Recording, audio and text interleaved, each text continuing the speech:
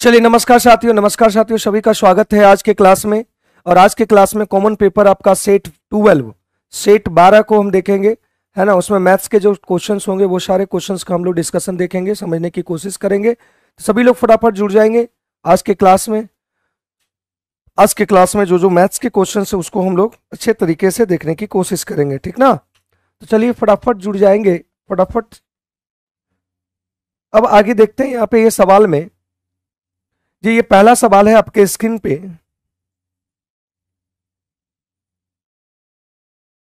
ठीक है, पहला सवाल स्क्रीन पे यहाँ पे दिया हुआ है कि दो समरूप त्रिभुज क्षेत्रफलों का अनुपात। आप एक बात समझे, यहाँ पे हम समरूप त्रिभुज के क्षेत्रफल को हम लोग क्या करते हैं, पहले जानने की कोशिश करते हैं। ठीक है, जैसे यहाँ पे दो समरूप त्रिभुज है, एक है मान लेते हैं ए बी सी, ये मान लेते हैं आपका डी ई। कितने लोगों का आंसर ये आ चुका है तो आप लोग कमेंट करेंगे, आंसर कमेंट करेंगे। अब यहां से अगर बात करें हम, इस बात को हम लोग देखते हैं कि दो समरूप त्रिभुज है, मतलब ये दोनों त्रिभुज अगर समरूप है तो जब दोनों त्रिभुज समरूप होगा तो यहां पे जो अगर एरिया की बात करें तो ए बी सी त्रिभुज ए डी ई एफ का इसका रेशियो जो होगा, जितने भी संगत भुजाएं हैं उसके स्क्वायर के रेशियो के बराबर होगा। ए बी का स्क्वायर डी ई का स्क्वायर। ये कब पॉसिबल है, जब ये समरूप होगा, जब ये सिमिलर होगा। ठीक है, उसके बाद हम यहां पे बोलेंगे ए सी का स्क्वायर अपॉन डी एफ का स्क्वायर। उसके बाद देखा गया BC का स्क्वायर और EF का स्क्वायर। उसके बाद अगर मान लेते ये लंब है, ये लंब है, ये अगर H है, ये H1 है, ये H2 है, तो ये भी क्या होगा H1 का स्क्वायर H2 का स्क्वायर। अगर ये मीडियन मान लेते हैं, ये मीडियन मान लेते हैं, ये मीडियन मान लेते हैं, तो यहां भी क्या होगा मीडियन 1 का स्क्वायर, मीडियन 2 का स्क्वायर। इसको कुछ भी मानेंगे, हाइट को या हाइट मान लो, मीडियन मान लो, है ना। जो भी अगर इसको मानेंगे, जो भी इसको अगर मानने की कोशिश करेंगे, सारे का स्क्वायर का जो भी भुजा होगा, है ना, जो भी भुजा होगा उसके स्क्वायर के रेशियो के बराबर आपका ये क्षेत्रफल के रेशियो के बराबर होगा। बात समझे कि नहीं। कितने लोगों का आंसर आ चुका है बताएंगे।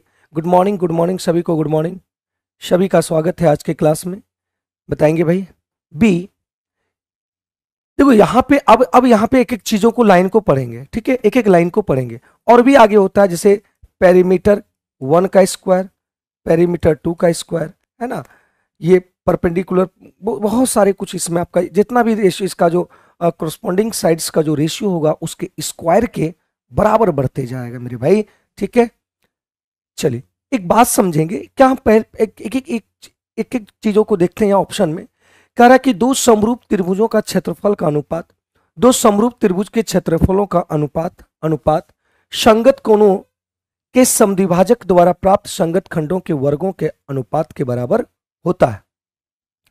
मतलब यहां बोला गया है कि संगत कोणों के समद्विभाजक, मान लीजिए कोण का समद्विभाजक है ना, इसके ये इसका अगर समद्विभाजक है, मान लेते ये समद्विभाजक है, तो ये जो समद्विभाजक जो लाइन है ये आपका मान लेते हैं ये समद्विभाजक है, तो यही AD, अगर AD समद्विभाजक है तो यहाँ पे क्या करेंगे कि AD का स्क्वायर, और ये भी अगर समद्विभाजक है D मान लेते हैं, ये आपका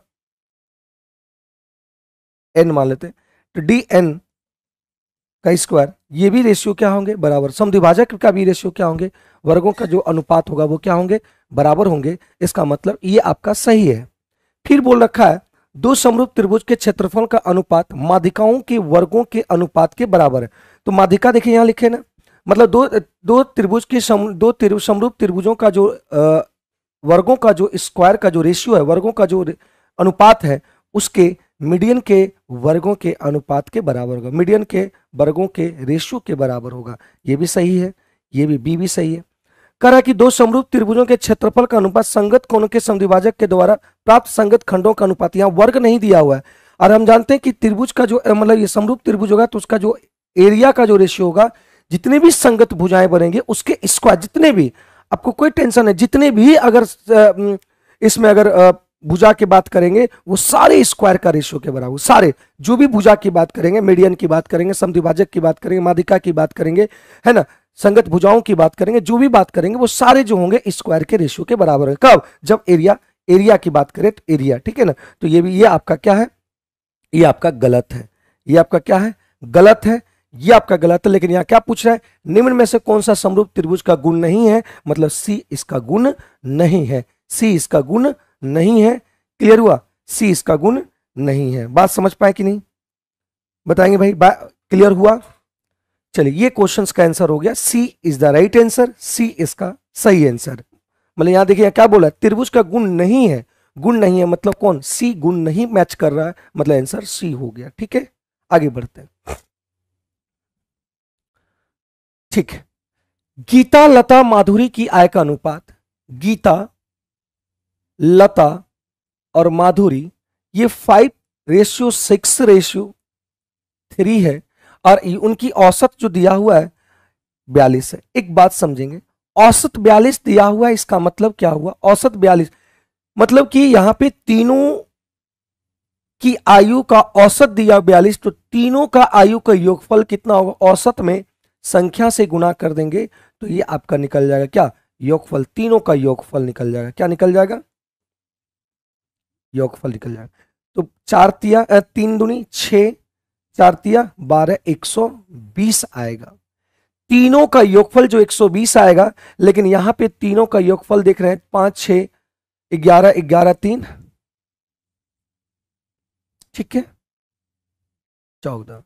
तो यहां से 126 जो है कितने यूनिट के बराबर है, 14 यूनिट के बराबर है। निकालना है क्या चीज, लता की आयु कितना है, तो लता की आयु यहां पे 6 है। तो यहां से 6 कट गया 3 बार में, यहां से कट गया 7 बार में, 7 से यहां कट गया 7 कहीं 7, 5 बार 7 8 56, 8 तिया 54 वर्ष। ए इज द राइट आंसर, ए इसका सही आंसर है। चलिए सभी का स्वागत है, गुड मॉर्निंग गुड मॉर्निंग। चलिए ए आ गया है, बम कुमार का ए आंसर आ गया है, बहुत बढ़िया, बहुत अच्छी बात है। क्लियर है यहां तक, आगे बढ़ते हैं अगले। यहां बोला है कि वह छोटी सी छोटी संख्या ज्ञात की जिससे 18, 24, 30, 42 की विभाजित किए जाने पर प्रत्येक मामला में 30 शेष बचता है। दो तरीके से इसको देखने की कोशिश करते हैं। सबसे पहले हम 18, 24, 30, 42 का एलसीएम लेते हैं। ठीक है, एलसीएम मतलब वो बड़ी सी बड़ी संख्या, वो छोटी सी छोटी संख्या जो 18 से भी डिविजुअल है, 24 से भी डिविजुअल है, 30 से भी डिविजुअल है और 42 से भी डिविजुअल, लेकिन शेषफल 3 बचता है, तो कोई दिक्कत नहीं। एलसीएम लेंगे 18, 24, 30 और 42।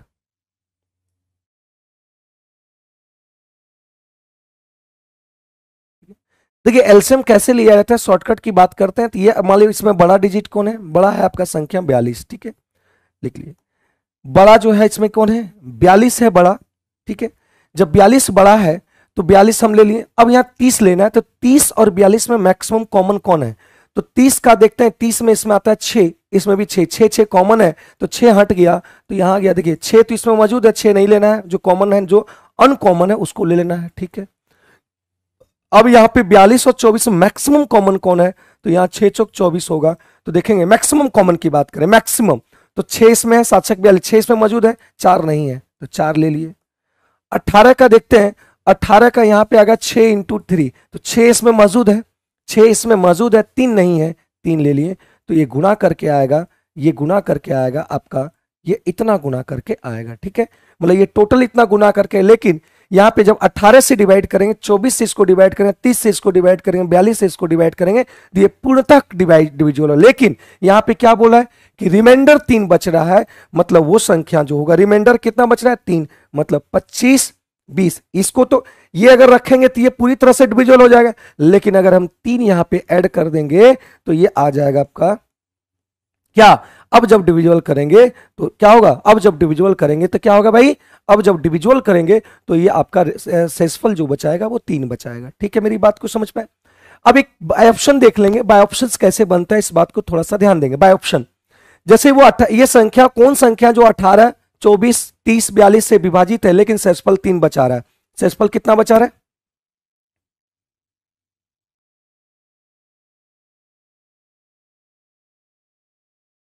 हाँ ठीक है मुन्ना कुमार, आप एलसीएम ले सकते हैं, कोई दिक्कत नहीं। आप जिस तरह एलसीएम लेना चाहते हैं उस तरीके से आप ले सकते हैं, ठीक है, नो डाउट। आप कैल्शियम लेना चाहेंगे जिस तरीके से यहाँ पे ये 18 से 24 से 30 से 42 से डिविजल है, लेकिन 3 सेक्सफल बचा रहा है। हम 3 सेक्सफल नहीं चाहते हैं तो 3 यहाँ पे घटा देंगे, तो 3 यहाँ घटा देंगे तो यहाँ आ जाएगा आपका कितना 32। यहाँ 3 जब घटाएंगे तो 3 यहाँ पे हम घटा देते हैं, तीनों ऑप्शन में 3 घटा देते हैं, तो ये इससे पूरी तरह से डिविजल होना चाहिए। तो यहाँ पे आ जाएगा, यहाँ पे 3 घटाएंगे तो देखिए 25, ये आ जाएगा कितना 17। अब एक बात बताएं कि ये संख्या 3 घटाने के बाद 18 से भी कट जाना चाहिए, 24 से भी कट जाना, 30 से भी कट जाना चाहिए, 42 से भी कट जाना चाहिए। देखिए आराम से यहाँ 30 से वही संख्या कटेगा, 30 से वही संख्या कटेगा जिसके अंदर जिसके पास 0 है, मतलब यही 0 है लास्ट में, देखिए, और किसी में 0 नहीं है। ये 30 से नहीं कटेगा, ये भी 30 से नहीं कटेगा, एक ही संख्या आपका ये है और 30 से कटने वाला, ठीक है, क्लियर है। 18 से कटने का नियम, जो 9 से कट गया मतलब वो 18 से कट जाएगा, जो 9 से कट गया वो 18 से कट जाएगा। तो 9 देखिए 5 3 8 2, 5 3 2 है यहाँ पे, 5 3 देखिए यहाँ पे 2 2 5 7 7 2 9, मतलब ये कट रहा है, ठीक है, कट रहा है। 42 से काटेंगे, जो 7 से कट जाए, 6 से कटे, 6 से तो कटेगा, 9 से कटे, 6 से कटेगा, 7 से कर लेंगे, 7 1 4 42, 7 42, ये कट जाएगा। मतलब B is the right answer. आप ऐसे भी बना सकते हैं, ऑप्शन से भी बना सकते हैं, या आप ऐसे बना सकते हैं, आपको जैसे मन करे वैसे आप सॉल्व कर सकते हैं। ये आपका जो 30 दिन मैराथन का जो क्लास है वो आपका शाम में 7 PM में चलता है। कल ही स्टार्ट हुआ है क्लास, और ये 1 to 5 के लिए है। 1 to 5 में क्या है कि FRC एकदम फास्ट रिवीजन कोर्स, जिसमें आपके जो भी क्वेश्चंस प्रीवियस ईयर जो अभी तक पूछा गया उसके इर्द गिर्द जितने भी सवाल हैं, वो सारे सवाल को हम लोग कंपाइल करके क्लास में ही करवा रहे हैं। एकदम आपके पीआरटी के लिए इंपॉर्टेंट है। पीआरटी के लिए मतलब कि आप 1 महीने में आप मैथ्स का स्कोर आप बढ़ा सकते हैं, जितना मैथ्स का स्कोर अभी होता है उससे आप बढ़ा सकते हैं, क्योंकि उसमें क्या है कि जो भी क्वेश्चंस पूछा गया उसी के अनुसार वो क्वेश्चंस को उठाते हैं, और उसी क्वेश्चन के अनुसार आगे पीछे जितने भी सवाल बनते हैं, जितने भी कॉन्सेप्ट बनते हैं, वो सारे कॉन्सेप्ट को क्लास में दे दिया जाता है, ठीक है। इससे क्या होगा कि आपका जो जो मैथ्स में स्कोर कम होता था वो मैथ्स में स्कोर होने का मतलब चांस ज्यादा हो जाएगा, ज्यादा बढ़ जाएगा, ठीक है। तो जिसको ज्वाइन करना चाहते हैं वो ऑनलाइन भी ज्वाइन कर सकते हैं, ऑफलाइन में भी बैच इसका स्टार्ट हुआ है, 7 PM में स्टार्ट हुआ है आपका ठीक है। पिछले क्लास में हुआ था, 2 क्लास हुआ है, आज एक तीसरा क्लास होगा। तो जैसे भी ज्वाइन करना, जो भी ज्वाइन करना चाहते हैं वो ज्वाइन कर सकते हैं, ठीक है। चलिए आगे यहां पे बोला है 16 सेंटीमीटर व्यास वाले एक लेड के गोले से बनाई जा सकने वाली 1 सेंटीमीटर व्यास वाले लेड को गेंदों की संख्या ज्ञात करें। यहां बोला गया है कि एक गोला है जिसका 16 सेंटीमीटर वाला, 16 सेंटीमीटर तो व्यास कितना होगा 8। इसको पिघलाकर छोटा छोटा गोला बनाया गया है, और ये n गोला बनाया गया, और इसका त्रिज्या है 1/2, है ना। 1 सेंटीमीटर व्यास है तो 1/2 होगा त्रिज्या। इसकी गोले का अगर हम आयतन बताएं तो ये आता है 4/3, याद होगा आप लोगों को 4/3 PR3, 4/3 PR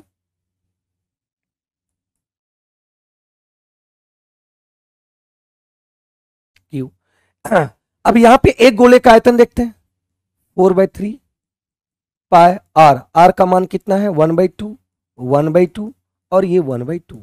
अब यहां पे एक बात समझेंगे कि ये इतना से गोला बनाए, एक गोला है लेकिन इतना से अनेकों गोला बनेगा, n गोला बनेगा, मतलब n यहां पे हम क्या कर दिए रख दिए, n यहां पे हम लोग क्या कर दिए, यहां पे ये n गोला बनाया गया इससे, तो यहां से 4/3 पाई कैंसिल हो गया, तो n का मान आ जाएगा कितना 88 64 128, सॉरी 512, ठीक है, और गुना आ जाएगा कितना 2 2 2, यहां पे 8, तो ये आ जाएगा 40 96, टोटल 40 96 गोला बनेगा, टोटल 40 96 गोला बनेगा, ठीक है। टोटल कितना बनेगा 40 96 गोला आपसे बनेगा। बात समझ पाए कि नहीं भाई, क्लियर हुआ यहां तक। मतलब ये इतना बड़ा गोला था, इसको क्या किया पिघलाकर छोटा छोटा गोला बनाया, तो ये गोला का आयतन पूरे गोले के आयतन के बराबर होगा, तो यहाँ एक गोला उसमें n लगा दिया, मतलब n गोला बना जा सकता है, तो यहाँ पे ये हो गया, ठीक है। अगला बोला है कि एक व्यक्ति अपने किसी वस्तु पर क्रय मूल्य से 25% अधिक अंकित करता है, तो एक बात बताएं 25% को आप क्या लिखेंगे, 1 बटा कितना 4।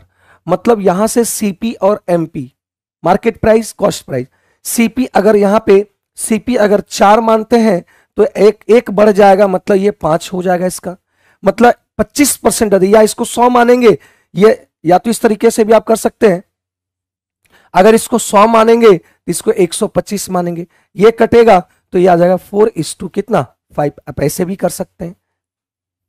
ठीक है, अब यहां पे बोल क्या रहा है इस बात को थोड़ा सा देखेंगे। यहां पे बोला गया है कि किंतु से 12.5% की छूट पर प्रदान करता है, मतलब इसको क्या करता है 12.5% पे वो बेच देता है, 12.5% पे क्या करता है वो बेच देता है। तो एक काम करते हैं 12.5% पे बेचता है ना, तो देखते हैं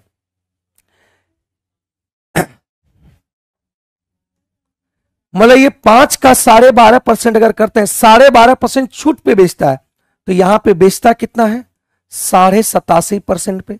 अरे 12.5% छूट पे बेचता है तो यह 87.5%, या आप ये काम कर सकते हैं, आप ये काम कर सकते हैं कि 12.5% इक्वल टू क्या होता है 1/8 होता है, आप जानते होंगे 1/8 होता है, मतलब कोई दाम 8 था, एक छूट पर बेचा तो इसको बेचेगा 7 बटा कितना 8 पे सेल करेगा। तो यहां पे सेल कितना में किया 875 में सेल किया, है ना, मतलब ये आपका एमपी छूट हमेशा अंकित मूल्य पर मिलता है। तो 12.5% को 1/8, कोई वस्तु का दाम 8 था, एक छूट पे बेचा, एक छूट मिला तो कितना पर बेचा 7, मतलब 7/8 मूल्य पर बेचा। तो ये देखेंगे, अब इसका कंपेरिजन इससे करेंगे तो ये 5 × 7 × 8 यूनिट बराबर इतना निकालना है हमको, क्या चीज सीपी निकालना है, तो 4 गुना कर देंगे ये आंसर आएगा, 4 गुना कर देंगे ये आंसर आ जाएगा। तो कितना आ जाएगा देख लेंगे,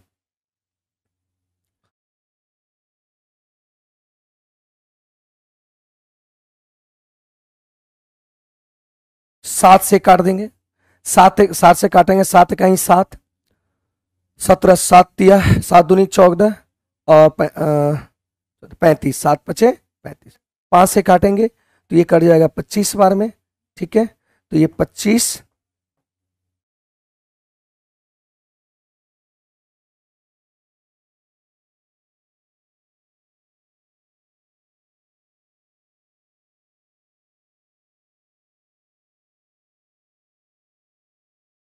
8 चौक 32, तो 25 दूनी 100, ठीक है, 25 दूनी 50, 25 दिया 75, 75 और ये आ जाएगा 800, ये आ गया सीपी 800, मतलब B is the right answer, B इसका सही आंसर है, सभी का आंसर आ रहा है सी। चलिए बहुत बढ़िया, बहुत बढ़िया, ठीक है, बहुत बढ़िया। आगे बढ़ते हैं अगले सवाल पे। करा कितने प्रतिशत ब्याज की दर पर कोई धनराशि 3 वर्षों में स्वयं का 8 गुनी हो जाती है, स्वयं का 8 गुनी हो जाती है, मतलब ये पी अगर 1 था, पी अगर 1 था तो 8 गुनी हो गया, मतलब अमाउंट 8 गुनी हो गया, कितने सालों में 3 सालों में, कितने सालों में 3 सालों में 8 गुनी हो गया। तो 1 साल अगर पता चल पाएगा, तो 1 साल का अगर पता चल पाएगा तो हम क्या निकाल सकते हैं, उसका परसेंटेज निकाल सकते हैं, उसका परसेंटेज को हम लोग फाइंड आउट कर सकते हैं। तो यहां पे परसेंटेज फाइंड आउट करने के लिए, तो परसेंटेज फाइंड आउट कर सकते हैं, उसका रेट पता कर सकते हैं। तो 3 साल में इतना आया, 3 साल में इतना आया, तो इसको हम क्या करेंगे क्यू रूट चढ़ा देंगे, 1 साल का निकल जाएगा, क्यू रूट चढ़ा देंगे तो 1 साल का निकल जाएगा, तो ये 1 ही होगा, ये आपका 2 होगा, मतलब 1 से 2 हुआ, मतलब 1/1 बढ़ा, तो ये 100%, मतलब ये आपका हो जाएगा आंसर कितना 100%। सी इज द राइट आंसर, सी इसका सही आंसर है, ठीक है, सी इसका सही आंसर है। क्लियर है, अरे आपका 50 क्या आ रहा है, सी इसका सही आंसर है, ठीक है, बात समझ पाए कि नहीं बताएंगे, क्लियर हुआ, मतलब 3 साल में 1 से 8 हुआ, तो 1 साल में क्या, 1 साल में कितना वृद्धि हुआ, तो 1 साल में वृद्धि होने के लिए इसको क्यू रूट, अगर 2 साल में होता तो स्क्वायर रूट, अगर 4 साल में होता तो 4 रूट ऊपर रखते हैं, ठीक है, इसी तरीके से आंसर निकल पाएगा, ठीक ना, ठीक है, सभी का आंसर आ रहा है, बहुत बढ़िया। अगला सवाल देखेंगे, 2430 की राशि 3 व्यक्तियों एबीसी के बीच इस प्रकार बांटा गया है, इस प्रकार बांटा गया है, किसमें, ए बी सी, इस प्रकार बांटा गया कि इसमें 5 10 15 कम करने के बाद शेष राशि को 3:2 4:5 में बांट दिया। इसमें कितना कम किया? 5। इसमें कितना कम किया? 10। इसमें कितना कम किया? 15। तो टोटल बांटा बांटा जाना था इतना, बांटा जाना था 24-30 बांटा जाना था, लेकिन इसमें कमी कर दिया, मतलब कम कर दिया बांटने का। तो 15 15 20 20 30 कम कर दिया, तो 30 घटा देंगे तो ये आ जाएगा कितना, मतलब बांटा।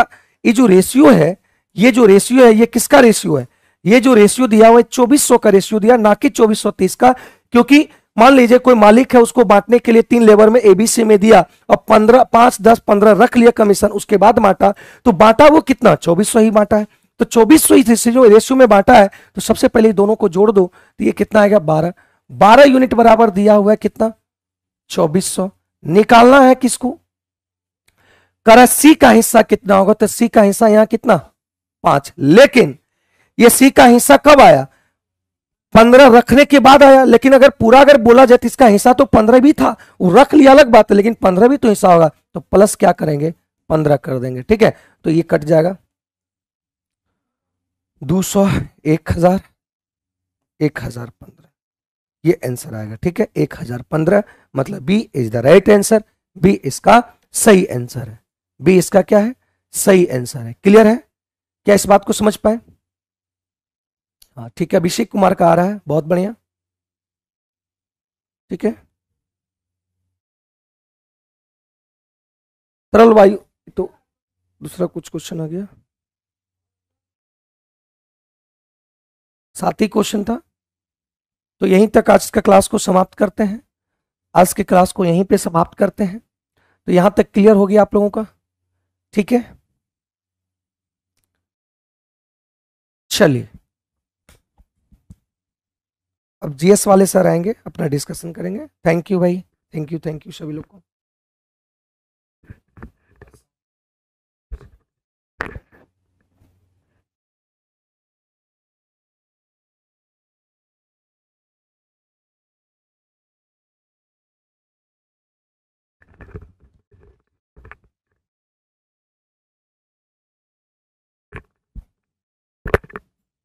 दो नंबर पॉज करके देख सकते, 8 नंबर बाकी है। 8 नंबर कहाँ पे बाकी है? एक मिनट रुक जाइए, 8 नंबर कहाँ पे? क्वेश्चन ही नहीं। ओह, यहाँ से गायब। अच्छा, 8 नंबर का हम थोड़ा सा इथी बता दे रहे हैं आपको, व्यूज बता दे रहे हैं। 8 नंबर का बनेगा कैसे? क्वेश्चन आपका क्या 8 नंबर में? रुक जाइए, देख लेते हैं।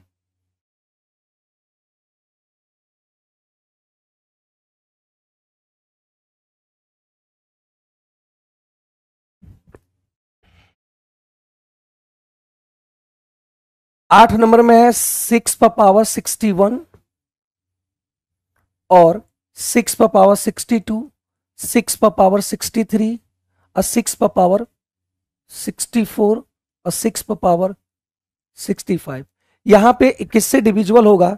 ये 30 है, ऑप्शन 45 है, 15 है, और इधर आगे दिया हुआ है DEC। तो ये किससे डिविजिबल है पता नहीं, तो इसमें क्या करेंगे? पहले जो सबसे कॉमन पहले क्या होता है, तो 6 पर पावर 61 कॉमन है, और इसके बाद 1 आ गया, 6 पर पावर 2 आ गया, 6 पर पावर 3 आ गया, और हाँ 1 आ गया, 6 पर पावर आपका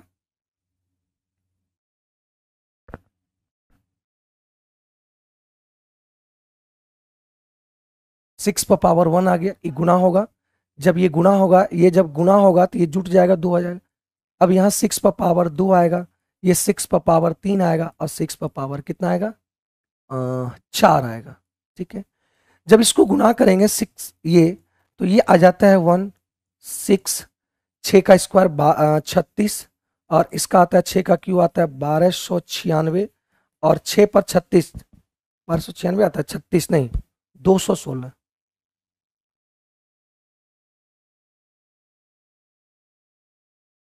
6 छक 36, 36 और 216 ये आता है, और ये 36 गुना 36 1296 आता है। इसको सभी को अगर हम जोड़ते हैं, तो यहाँ पे जब इसको जोड़ेंगे, तो देखिए 6 6 12 12 18, 18 24, 24 1 25, 5 आएगा। 9 1 10, 9 1 10, 10 10 3 13, 13 और इधर आ गया 2, तो 13 2 आपका 14, ठीक है। 1 1 2 2 1 आ गया 3 और ये इतना आ गया, ठीक है। क्या इतना ही जोड़कर आएगा ना? देख लेंगे, इतना ही जोड़कर आएगा ना? 1200 नहीं, इतना नहीं आएगा।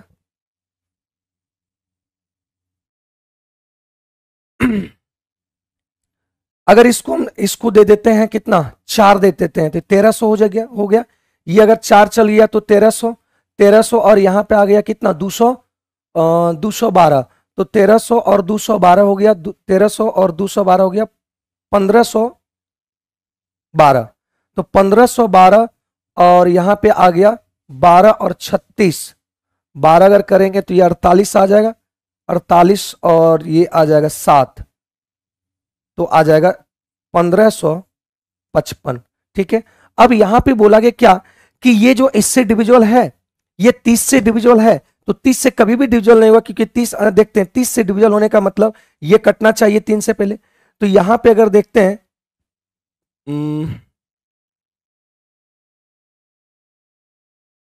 30 से 3 से 5 5 से 15 16 नहीं आएगा, ये 3 से नहीं कटेगा। 45 से कटने का मतलब ये संख्या 9 और 5 से कटना है, 5 से कटा लेकिन 9 से नहीं कटेगा। 5 5 5 5 10 5 15 1 16, 9 इससे भी नहीं कटेगा। इसमें आता है 9 इंटू 5, मतलब 5 से कट रहा है लेकिन 9 से नहीं कट रहा है। इसमें 3 से नहीं कट रहा है, ये 5 और 3 से कटना चाहिए, 3 से भी नहीं कट रहा है। 5 से कट रहा है लेकिन 3 से नहीं कट रहा है, मतलब नन ऑफ दीज हो जाएगा इसका आंसर, नन ऑफ दीज हो जाएगा, मतलब इनमें से कोई नहीं। 8 नंबर का हो जाएगा, इनमें से कोई नहीं, ठीक है। 8 नंबर हो जाएगा, इनमें से कोई नहीं, डी ऑप्शंस हो जाएंगे। एक मिनट रुक जाइएगा, 1 मिनट रुकिएगा। 30 से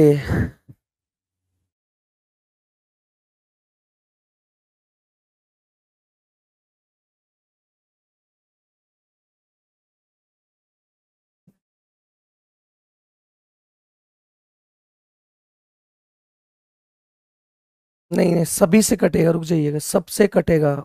1 मिनट, सबसे कटेगा। ये 30 है, तो 30 में आपका क्या है, 6 इंटू 5, तो 5 यहां मौजूद है और 6 देखिए यहां मौजूद है कि नहीं, 5 यहां मौजूद है, 6 यहां मौजूद है, मतलब ये इससे भी कटेगा। 15 जब 30 से ही कट रहा है, तो 30 से जब इंडिविजुअल है तो 15 से भी डिविजुअल होगा, ठीक है। जब 30 से कटेगा तो किससे होगा, 15 से भी डिविजुअल होगा। जैसे 30 में आपका देखिए क्या है, 6 और 5 है, तो यहां पे 5 से ही कट रहा है, 6 इसमें गुणा में, तो 6 भी तो गुणा में ना, 6 गुना 6 गुना 6 गुना करेंगे ना, तो 6 इसके साथ गुना होगा। जो 30 से कटने का मतलब वो 6 से भी कटे और 5 से भी कटे, तो 30 से भी कटेगा। 5 से कट रहा है और 6 यहाँ है, तो 6 गुना होगा, तो 6 इससे भी कटेगा, मतलब ये 30 से भी कटेगा। 30 से जब कटेगा तो 15 से भी कटेगा। 45 में आता है, 45 में आता है 9 और 5, 5 से कटेगा। अब यहां से जब हम 6 छक 36 लेंगे, है ना, 6 छक देखिए 6 गुना 36 गुना 5 करेंगे, यहां से निकालते हैं, यहां से निकालते हैं, एक पर 6 छक 36, दो पावर निकालते हैं, 36 गुना, यहां से एक 5 यहां ले लेते हैं, तो बताएंगे ये आपका जो है, ये बताइए यहाँ पे 9 और 5 है, दोनों है, क्या ये 9 से कटेगा कि 9 चौक 36 और 5 से भी कट रहा है, मतलब तीनों ऑप्शन से कटेगा, ठीक है। हाँ, तीनों ऑप्शन से कटेगा, मतलब ये आपका आ गया D is the right answer, D आपका सही आंसर आएगा, डी इसका सही आंसर होगा, ठीक है। तीनों ऑप्शन से कटेगा, डी ऑप्शन सही आंसर होगा, ठीक है। चलिए, तो अब चलते हैं जरा क्वेश्चन जीएस के जरा डिस्कशन की तरफ, ठीक है, एक एक करके देखते हैं। क्वेश्चन नंबर 9 से हम लोगों को शुरू करना है, ठीक है। क्वेश्चन नंबर 9 से हम लोगों को शुरू करना है।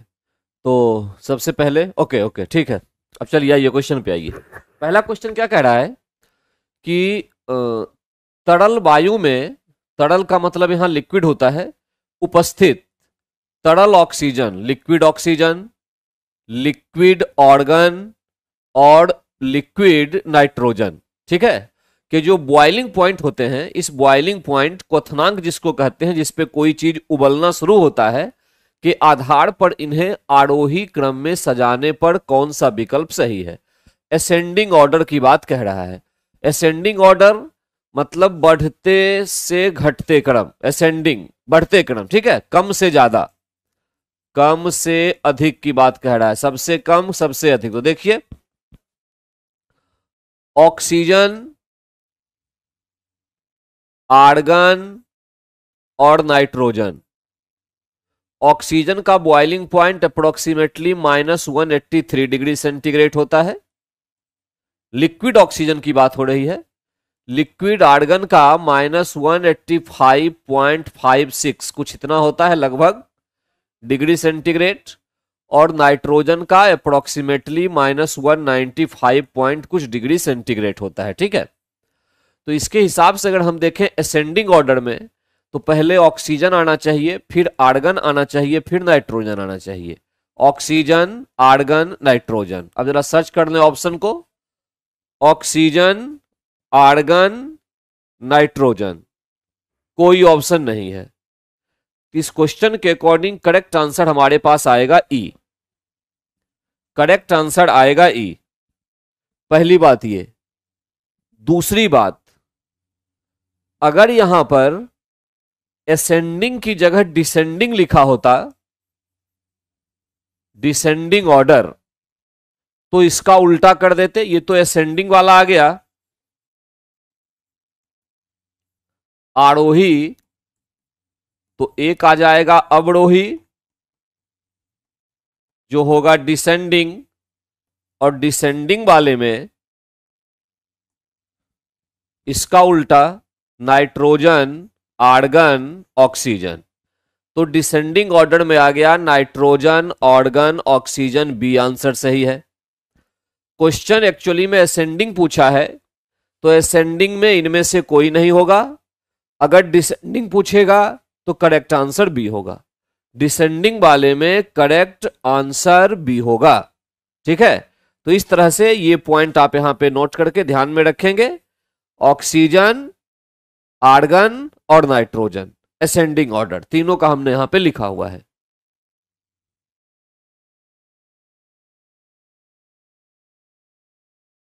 कमलेश कुमार क्या लिख रहे हैं कि मैन है तो बी ऑप्शन होगा। हाँ बिल्कुल, बॉइलिंग पॉइंट तो याद रखना पड़ेगा, ये एक एक्सेप्शन क्वेश्चन है मेहता जी, याद ही रखना पड़ेगा और कुछ नहीं होता है। सर कुछ कुछ देर पे कमेंट, बिल्कुल देख रहे हैं, बिल्कुल देख रहे हैं रंजीत, आप कमेंट कीजिए, मैं बिल्कुल देख रहा हूँ, ठीक है, मैं कमेंट ही देख रहा हूँ। यहाँ पे क्वेश्चन में कंफ्यूजन आपको हो सकता है, क्योंकि यहाँ पे असेंडिंग और डिसेंडिंग की समस्या है। ये पॉइंट को आपको याद रखना होगा, और कोई ऑप्शन नहीं है, उसके हिसाब से आंसर देना होगा। कमलेश कुमार आपकी कमेंट मेरे समझ में नहीं आई, फिर एक बार कीजिए आप क्या कहना चाहते हैं, ठीक है।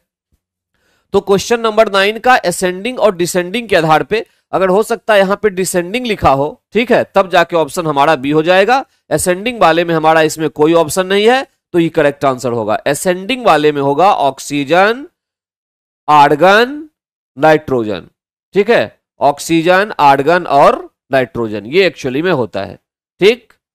अब आगे चलिए क्वेश्चन नंबर 9 के बाद 10 पे। घनत्व के आधार पर, डेंसिटी के आधार पर लकड़ी, जल, अल्कोहल, तारपीन का तेल, ये फिर वही क्वेश्चन है, रिपीटेड है पहले वाला। डेंसिटी भी याद करना होता है और इसका कोई ऑप्शन नहीं होता है, ठीक है। तो इसी के आधार पे इसका भी जो कलेक्शन है, मतलब क्वेश्चन का आंसर है, वो निकल के आएगा। एकदम रिमेंबरिंग है, इसमें कहीं कुछ नहीं है। सर सही तो है, असेंडिंग आरोही ही होता है, बी ऑप्शन सही है। कैसे बी ऑप्शन सही है? बी ऑप्शन सही कैसे है? इसमें मैंने क्या कहा, पहले ऑक्सीजन का, फिर आर्गन, फिर नाइट्रोजन, सबसे अधिक नाइट्रोजन का होता है, फिर आर्गन का होता है, और फिर ऑक्सीजन का होता है। तो असेंडिंग है ना, असेंडिंग का मतलब क्या हो गया, बढ़ते हुए क्रम ना। तो कम से ज्यादा लिखेंगे ना हम, तब तो बढ़ेगा वो। कम से ज्यादा लिखेंगे तो कम में पहले ऑक्सीजन आएगा, फिर आर्गन आएगा, फिर नाइट्रोजन आएगा। घटते नहीं है ना कि अधिक से कम लिखना है आपको, आपको कम से ज्यादा लिखना है, ठीक है। तो यहां पे तो उल्टा था ना उसका, ठीक है, वहां पर उल्टा था वहां पर, ठीक। ओके, अब चलिए आगे क्वेश्चन नंबर 10। तो 10 का देखिए इसमें कि डेंसिटी वाला, ये भी याद करने वाला है। तो असेंडिंग ऑर्डर में इसको सजाना है कि कौन सा क्या होगा। तो असेंडिंग है, कम से यहां भी फिर क्या करना है, ज्यादा में हमें चलते चला जाना है, ठीक है। कम से हमें ज्यादा में इसको भी चलते चल के लिखना है इसमें। तो उस हिसाब से आप देखें अगर, तो आपके पास हो गया लकड़ी, लकड़ी, फिर अल्कोहल, फिर ताड़पीन तेल, तेल अल्कोहल जल, लकड़ी अल्कोहल ताड़पीन तेल जल, जल ताड़पीन तेल अल्कोहल और लकड़ी। एक बी इसका करेक्ट आंसर हुआ, ठीक है। करेक्ट आंसर इसका बी है। यहां भी आपको देखिए जो ये घनत्व है, जो ये डेंसिटी है, डेंसिटी, इसको हम द्रव्यमान मास पर यूनिट वॉल्यूम यानी आयतन के रूप में हम इसको रिप्रेजेंट करते हैं। द्रव्यमान हो गया केजी और वॉल्यूम को आप मीटर क्यूब में लें या किसी और चीज में लें, ये इसकी यूनिट होती है। कॉमन यूनिट डेंसिटी की यही होती है। ग्राम पर सेंटीमीटर क्यूब भी ले जा सकता है, ये भी लिख सकते हैं। तो डेंसिटी को हम किसी तरीके से लिख सकते हैं। अलग अलग चीज की डेंसिटी अलग अलग होती है, ठीक है। अब यहां पे आप देखिए कि जनरली हम मान के चलते हैं कि सॉलिड, लिक्विड और गैस, अगर देखा जाए तो इसमें से सबसे अधिक डेंसिटी सॉलिड की होगी, उससे कम लिक्विड की होगी, उससे कम गैस की होगी। लेकिन कभी कभी कुछ एक्सेप्शनल चीजें ऐसी हो जाती है जहां आपको लिक्विड की डेंसिटी ज्यादा मिल जाएगी सॉलिड से, ठीक है। कभी कभी गैस की डेंसिटी जो है वो भी अधिक एकाध कंडीशन में हो जाती है सॉलिड या लिक्विड से। वही एक एक्सेप्शनल केस यहाँ पे दिया गया है, तो ये आपको याद रखना होगा कि क्या होता है। तो 10th का करेक्ट आंसर हमारे पास बी निकल के आएगा। बी आपको यहाँ याद रखना होगा, किसका ज्यादा और किसका कम होता है, ठीक है। इसके सिवा इसका कोई ऑप्शन नहीं है और कोई तरीका है ही नहीं डेंसिटी को पहचानने का। क्यों? क्योंकि एक्सपेरिमेंटल वैल्यू होती है और एक्सपेरिमेंटल वैल्यू को ही लिखा जाता है, ठीक है। सर सेट 11 का क्लास नहीं हुआ है। एक्चुअली में क्या हुआ था कि सुमन कुमार सेट 11 जो कल हमने डिस्कस करवाया उसकी रिकॉर्डिंग की हुई है, आप उसको देख सकते हैं। और जो साउंड प्रॉब्लम हुई थी इसीलिए हुई थी क्योंकि आपका जो मैसेज था हमारे पास नहीं आ रहा था, क्योंकि रिकॉर्डिंग थी, लाइव तो था नहीं, इसीलिए साउंड की प्रॉब्लम हुई थी, ठीक है ना। ध्यान दीजिएगा ये।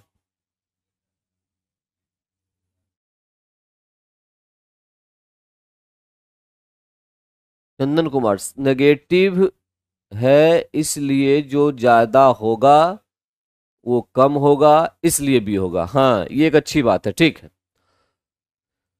ये एक अच्छा पॉइंट है कि चूंकि नेगेटिव है तो नेगेटिव का मतलब हुआ कि जो ज्यादा है उसकी वैल्यू कम होगी। उसके हिसाब से अगर लगाएंगे तो हमारा करेक्ट आंसर बनेगा बी। बिल्कुल सही बात, ठीक है। हाँ, -3 और -2, इसमें छोटा -3 होगा, इसीलिए -195, 185 और 183। इसमें करेक्ट आंसर होगा फिर नाइट्रोजन, आर्गन और ऑक्सीजन। हाँ, अब ये करेक्ट है, बिल्कुल सही बात है। नेगेटिव वैल्यू थी तो नेगेटिव में ज्यादा वाला कम होगा। थैंक यू वेरी मच चंदन, आपने दिया इसके लिए, बहुत बढ़िया। अब चलिए आगे, 10 के बाद 11 पे आते हैं। जब धूप वर्षा की बूंदों पर गिरती है तो इंद्रधनुष बनता है। इनके लिए निम्नलिखित में से कौन सी भौतिक परिघटनाएं उदाहरण है। देखो यहां पे क्या कह रहा है, जब धूप वर्षा की बूंदों पर गिरती है मतलब बारिश हुई होने के बाद आसमान में बहुत सारे ड्रॉप्स होते हैं, उस ड्रॉप पे जब सन की लाइट गिरती है, सन की लाइट गिरती है तो ये लाइट क्या होता है, ड्रॉप के अंदर जाती है। अंदर जाने का मतलब एक से दूसरे माध्यम में गई, एक से दूसरे माध्यम में प्रकाश जाएगी तो अपवर्तन होगा, रिफ्रैक्शन जिसको कहते हैं। उसके बाद ये ड्रॉप के दूसरे सतह पर आती है, सतह पर आने के बाद इसी के अंदर से टकराती है। टकराने का मतलब इसको कहते हैं आंतरिक परावर्तन, आंतरिक परावर्तन, परावर्तन कहते हैं इसको, इंटरनल रिफ्लेक्शन ये हुआ। और फिर तब यहां से लाइट बाहर की तरफ निकलकर और ये 7 रंगों में डिवाइड होती है, जिसको कहते हैं वर्ण विक्षेपण या डिस्पर्सन, वर्ण विक्षेपण या डिस्पर्सन। और इसी को हम रेनबो के नाम से जानते हैं। तो जब आप इंद्रधनुष या रेनबो की बात करते हैं तो 3 घटना हुई, अपवर्तन भी हुआ, आंतरिक परावर्तन भी हुआ और वर्ण विक्षेपण भी हुआ। तीनों घटनाएं शामिल हुई। तो रेनबो के लिए कौन कौन सी घटना होगी, वर्ण विक्षेपण, डिस्पर्सन इसको कहेंगे, डिस्पर्सन, अपवर्तन भी होता है, डिस्पर्सन भी होता है और आंतरिक परावर्तन भी होता है। तीनों सही है, तीनों सही है, सी आंसर करेक्ट है। तो इस तरह से 11 का आंसर सी करेक्ट है, ठीक है। 11 का आंसर सी करेक्ट है, 1, 2 और 3 तीनों इसका आंसर होगा। तीनों घटनाएं होती है, ध्यान रखिएगा। इस प्रकार का जो रेनबो बनता है जिसमें तीनों घटनाएं होती है, इसमें तो जो रेनबो आप देखेंगे कलर इस तरह से 1, 2, 3, 4, 5 जो रेनबो का कलर दिखेगा उसमें आपको ऊपर का कलर रहेगा, ऊपर का कलर रेड रहेगा, ठीक है, और सबसे नीचे का कलर जो है वो बैंगनी होगा, वायलेट, बैंगनी होगा। ठीक है, ये ध्यान रखिएगा, ऊपर का कलर रेड, नीचे का कलर बैंगनी। ऐसे इंद्रधनुष को कहते हैं प्राथमिक इंद्रधनुष, इसको कहते हैं प्राथमिक या प्राइमरी इंद्रधनुष, प्राइमरी रेनबो इसको कहते हैं। साइंस कहता है कि एक सेकेंडरी रेनबो भी हो सकता है, सेकेंडरी रेनबो। ठीक है, ध्यान दीजिएगा, सेकेंडरी रेनबो वाले में क्या होगा, ये कलर बदल जाएगा। जब हम रेनबो को देखेंगे और द्वितीयक इंद्रधनुष बनेगा तो उल्टी घटना होगी, बैगनी कलर ऊपर आएगा और रेड वाला कलर नीचे आ जाएगा, पूरा का पूरा स्पेक्ट्रम उल्टा हो जाता है। तो याद रखिएगा, सेकेंडरी रेनबो में बैंगनी कलर ऊपर हो जाएगा, ऊपर, और जो लाल कलर है वो हो जाएगा नीचे। ये किस में होगा, ये सेकेंडरी रेनबो में होगा।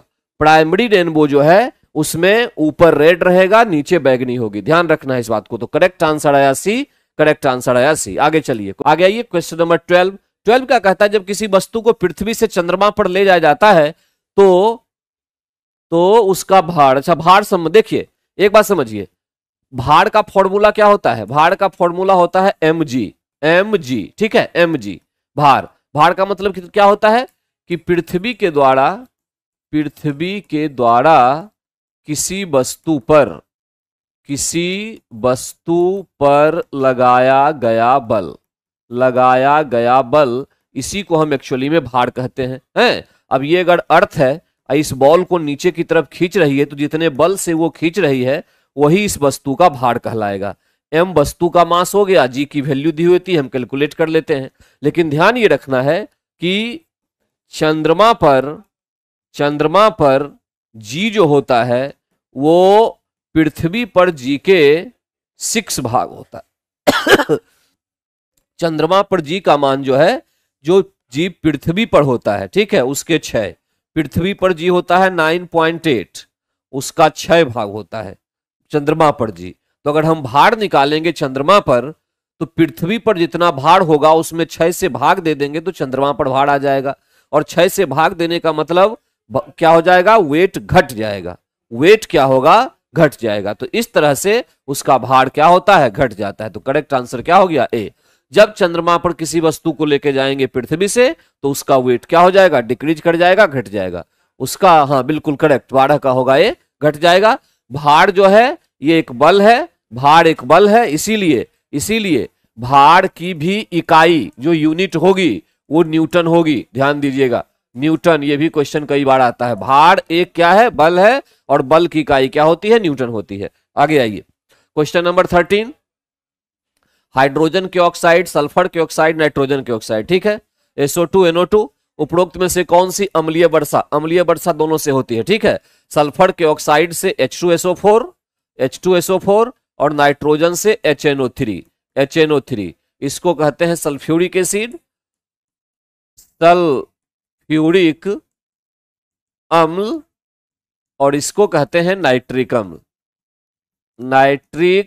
अम्ल, ठीक है। ये दोनों प्रकार के एसिड जो होते हैं अम्लीय वर्षा के लिए जिम्मेदार होते हैं। तो 2 और 3 करेक्ट आंसर हुआ, 2 और 3 करेक्ट आंसर हुआ, 2 और 3 ए करेक्ट आंसर हो गया, 2 और 3। इसमें भी ध्यान रखना है कि यदि वर्षा जल का पीएच 5.6 से कम हो तभी हम उस वर्षा को अम्लीय वर्षा कहते हैं। ध्यान दीजिएगा, ये अम्लीय वर्षा कहेंगे, एकदम करेक्ट पॉइंट है। ध्यान दीजिए, 5.6 से कम, 5.6 से अधिक अगर हो जाए पानी का पीएच तो वो अम्लीय नहीं होता है, अम्लीय उससे कम वाला होता है। तो करेक्ट आंसर हमारे पास क्या आ गया, ए, करेक्ट आंसर आ गया ए, ठीक है। आगे चलिए, क्वेश्चन नंबर 14। एक पौधा जिसमें नाइट्रोजन की कमी है, देखिए नाइट्रोजन की जिसमें कमी होती है ना जिस पौधे में, वो अपना नाइट्रोजन पूरा करने के लिए, नाइट्रोजन की आवश्यकता को पूरा करने के लिए क्या करता है, नाइट्रोजन की आवश्यकता को पूरा करने के लिए कीटों का भक्षण करता है। इसीलिए ऐसे पौधे कीट भक्षी पौधे कहलाते हैं, कीट भक्षी पौधे कहलाते हैं। या जहां की मिट्टी में नाइट्रोजन की कमी होगी, ठीक है, जहां की मिट्टी में नाइट्रोजन की कमी होगी, पौधे में नाइट्रोजन नहीं आ पाएगा, तो नाइट्रोजन को पूरा करने के लिए क्या करते हैं, कीटों को खा जाते हैं, है ना। तो कीटों को खाने के कारण से इनको कीटभक्षी पौधा कहा जाता है, ठीक है। जैसे एग्जाम्पल के तौर पे होता है ड्रोसेरा, ड्रोसेरा, नेपेंथिस, नेपेंथिस, ये सभी कीटभक्षी पौधे कहलाते हैं।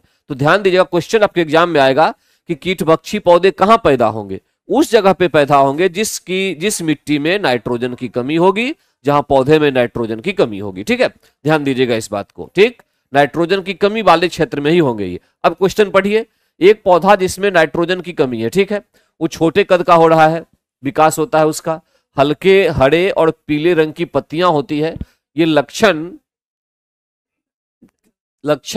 दर्शाएगा, क्या दर्शाएगा, कि नाइट्रोजन हरी पत्ती के विकास के लिए जिम्मेदार होती है। बिल्कुल सही बात है, अगर पौधे में नाइट्रोजन की प्रेजेंस अच्छी हो तो उसकी पत्ती हरी होगी, पीली नहीं होगी, और जो पौधे का कद है वो बड़ा होगा। तो यहाँ पे क्या हो रहा है कि दोनों बातें सही है, ठीक है, और जो स्टेटमेंट है उसका एक्सप्लेनेशन जो दिया जा रहा है, कारण जो दिया जा रहा है वो बिल्कुल सही कारण है।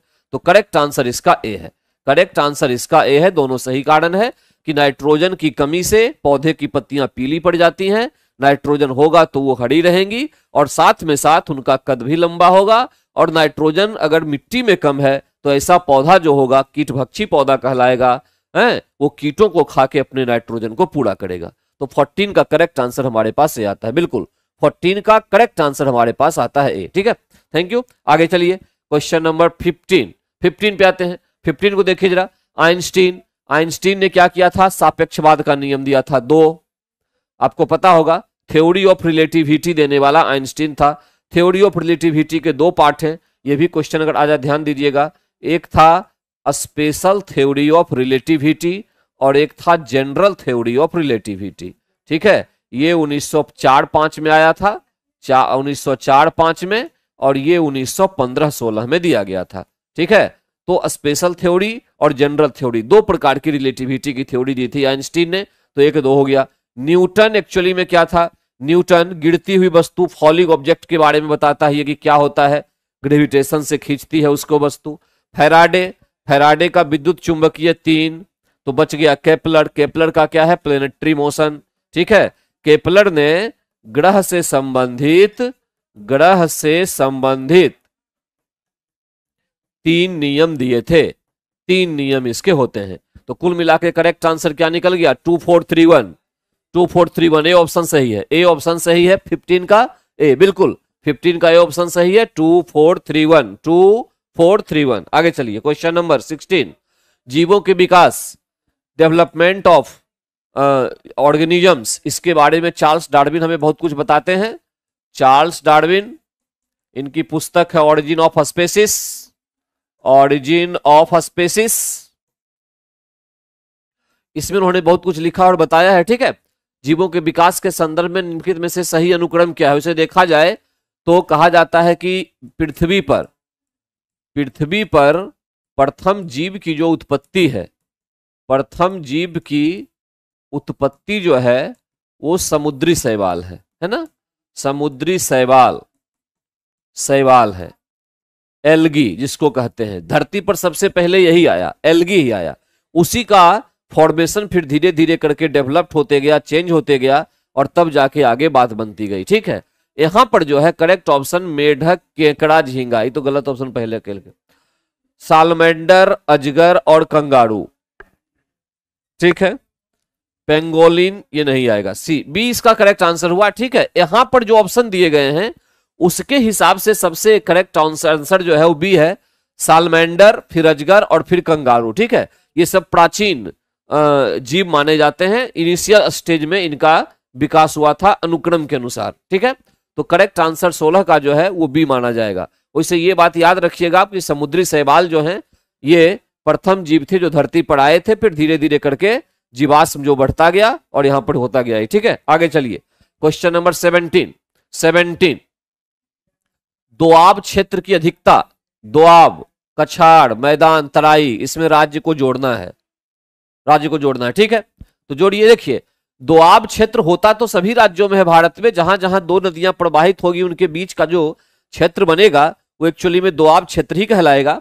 लेकिन सबसे अधिक दोआब क्षेत्र आपको पाया जाता है पंजाब में, 5 से 6 नदियां वहां पे बहती है, और नदियां कुछ इस प्रकार से बहती हैं कि वहां पे दोआब का क्षेत्र बन जाता है। दो आब मतलब नदियों के बीच का भाग उभरा हुआ इस तरह से।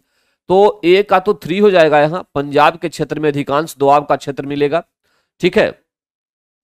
कछाड़ जो है ये एक्चुअली में नवीन जलोढ़ भी कहलाता है, ध्यान दीजिएगा इसको। नवीन जलोढ़ मतलब वो क्षेत्र जमीन का जहां काफी अधिक मात्रा में बार बार बाढ़ का पानी आता हो, ये कछाड़ी क्षेत्र कहलाता है। तो असम का इलाका हम मानेंगे ब्रह्मपुत्र वाला इसमें से, तो बी का 1 हम लेंगे, ठीक है, बी का 1 लेंगे। जहां तक बात है मैदानी इलाके की, तो मैदान को हम मानेंगे यहां पे कर्नाटक का क्षेत्र, ठीक है, सी का 2। मैदानी इलाके में हमारे पास कर्नाटक वाला क्षेत्र आ जाएगा, और तराई क्षेत्र का आ जाएगा उत्तर प्रदेश। तराई एक्चुअली में जो क्षेत्र होता है ये शिवालिक जो हमारा रेंज है हिमालय का, शिवालिक के निचले हिस्से का, ये निचले हिस्से को ये रिप्रेजेंट करता है। क्या ये तराई का क्षेत्र, ये दलदली क्षेत्र माना जाता है, जिसकी अधिकता है यूपी में बहुत ज्यादा, दलदली क्षेत्र है, ठीक है, ये ध्यान रखिएगा। तो करेक्ट आंसर 3124 बना। 3124 कहीं अगर हो इसमें तो बी आंसर है। करेक्ट आंसर यहां पे बनता है बी, 3124। 3124 इसका करेक्ट आंसर है। एक बात और ध्यान रखना है, बी करेक्ट आंसर बी।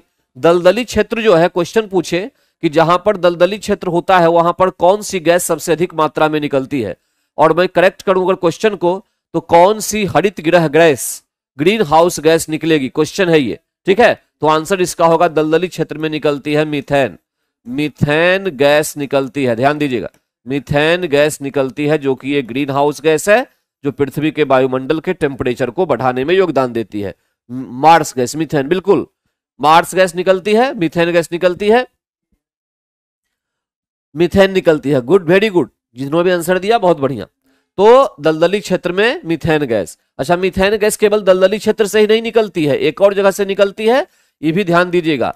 धान की जहां खेती होती हो, चावल की, ठीक है, धान की खेत से भी काफी अधिक मात्रा में मीथेन गैस निकलती है। दोनों पॉइंट है, क्वेश्चन इसमें एग्जाम में आता है, ठीक, मीथेन गैस, बिल्कुल, थैंक यू। ओके, आगे चलिए। क्वेश्चन नंबर 18, बलथर मृदा के संबंध में निम्नलिखित में से कौन सा कथन सही है। बलथर मृदा की बात यहां पे की जा रही है, ठीक है। देखिए बलथर की जो मृदा होती है, पहली बात तो ये एक एक पॉइंट में इसमें लिख देता हूं, ये अम्लीय प्रकृति की होती है, एसिडिक होती है, ठीक है। दूसरा, इसमें कंकड़ पत्थर की प्रधानता होती है, कंकड़ पत्थर की प्रधानता होती है, ठीक, प्रधानता होती है। बहुत ज्यादा उपजाऊ नहीं होती है, अनुपजाऊ होती है, अनुपजाऊ होती है, ठीक है। और तीसरा, जो इसका कलर होता है, रंग जो होता है, वो लाल या हल्का पीला जैसा होता है, हल्का पीला। जनरली हम जानते हैं कि लाल रंग जो है बेसिकली ये आयरन ऑक्साइड के कारण से होती है। आयरन ऑक्साइड, इतनी सारी प्रॉपर्टी होती है इस बलथर मृदा की। एक्चुअली में ये बिहार में इसका बंटवारा किया गया है, ध्यान दीजिएगा। दक्षिण बिहार में ये मृदा 10 से 17 किलोमीटर की 10 से 17 किलोमीटर की एक चौड़ी पट्टी के रूप में पाई जाती है। कैमूर के पठार से लेकर और भागलपुर के इलाके तक इसका फैलाव होता है। बलथर मृदा का उपजाऊ बहुत कम है ये, क्योंकि कंकड़ पत्थर की प्रधानता है, अम्लीय है ये। इसमें चूना वगैरह डाल के मिट्टी में, और तब जाके इसको हम बना सकते हैं न्यूट्रल, और इसमें खेती हो सकती है। अब इसमें से कौन सा सही नहीं है, कौन सा सही है, ये क्वेश्चन कह रहा है। तो कैमूर पठार से लेकर, बिल्कुल सही बात है। राजमहल पहाड़ी का मतलब हो गया वही भागलपुर वाला इलाका जो हो गया, उससे थोड़ा सा आगे के बीच एक सकड़ी पट्टी में पाई जाती है। सकड़ी मतलब यही 10 से 17 किलोमीटर की चौड़ी पट्टी में पाई जाती है मिट्टी, लंबे फॉर्म में चलती है इस तरह से, ठीक है। दक्षिण बिहार की मिट्टी है ये उपजाऊ होती है, गलत बात है।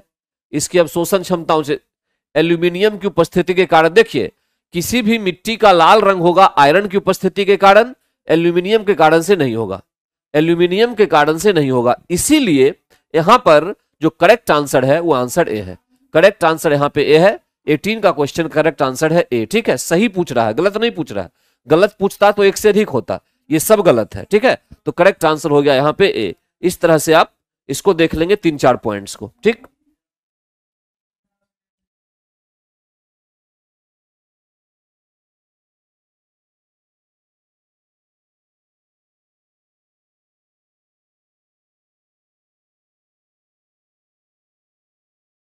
भाई कल की क्लास रिकॉर्डिंग की थी, इसलिए मैसेज नहीं आ रहा था आप लोगों का, ठीक है। ध्यान दीजिएगा इस बात को, थोड़ा सा समझिए हैं। आज भी मैसेज देख रहा हूँ ना, तो कभी कभी ऐसा हो जाता है, कुछ टेक्निकल प्रॉब्लम हो जाती है, ठीक है ना, इसीलिए साउंड सुनाई नहीं पड़ा। इसके लिए मैं भी सॉरी चाहता हूँ, लेकिन मुझे पता ही नहीं चल रहा था कि मेरी साउंड चल रही है कि नहीं चल रही है, ठीक है ना। तो आज क्लास लाइव है, मैं देख रहा हूँ, कोई दिक्कत नहीं है, आप लोग एंजॉय कीजिए, पढ़िए, कोई टेंशन नहीं है, ठीक। आइए 18 के बाद क्वेश्चन नंबर 19 पे आते हैं। भारत के किन स्थानों पर सर्दियों के दौरान वर्षा होती है? देखिए, भारत के किन स्थानों पर सर्दियों के दौरान वर्षा होती है? सर्दियों का मतलब जब आप कर रहे हैं तो आप करेंगे अक्टूबर से लेके दिसंबर और जनवरी तक की बात। सर्दी का मतलब तो ही भारत में होता है, ठीक है। विंटर सीजन, तो विंटर सीजन में जो बारिश होती है वो आप देखेंगे, एक तो सबसे इंपॉर्टेंट वेस्टर्न डिस्टरबेंस को लेकर होती है। डिस्टरबेंस, इसको हिंदी में कहते हैं पश्चिमी विक्षोभ।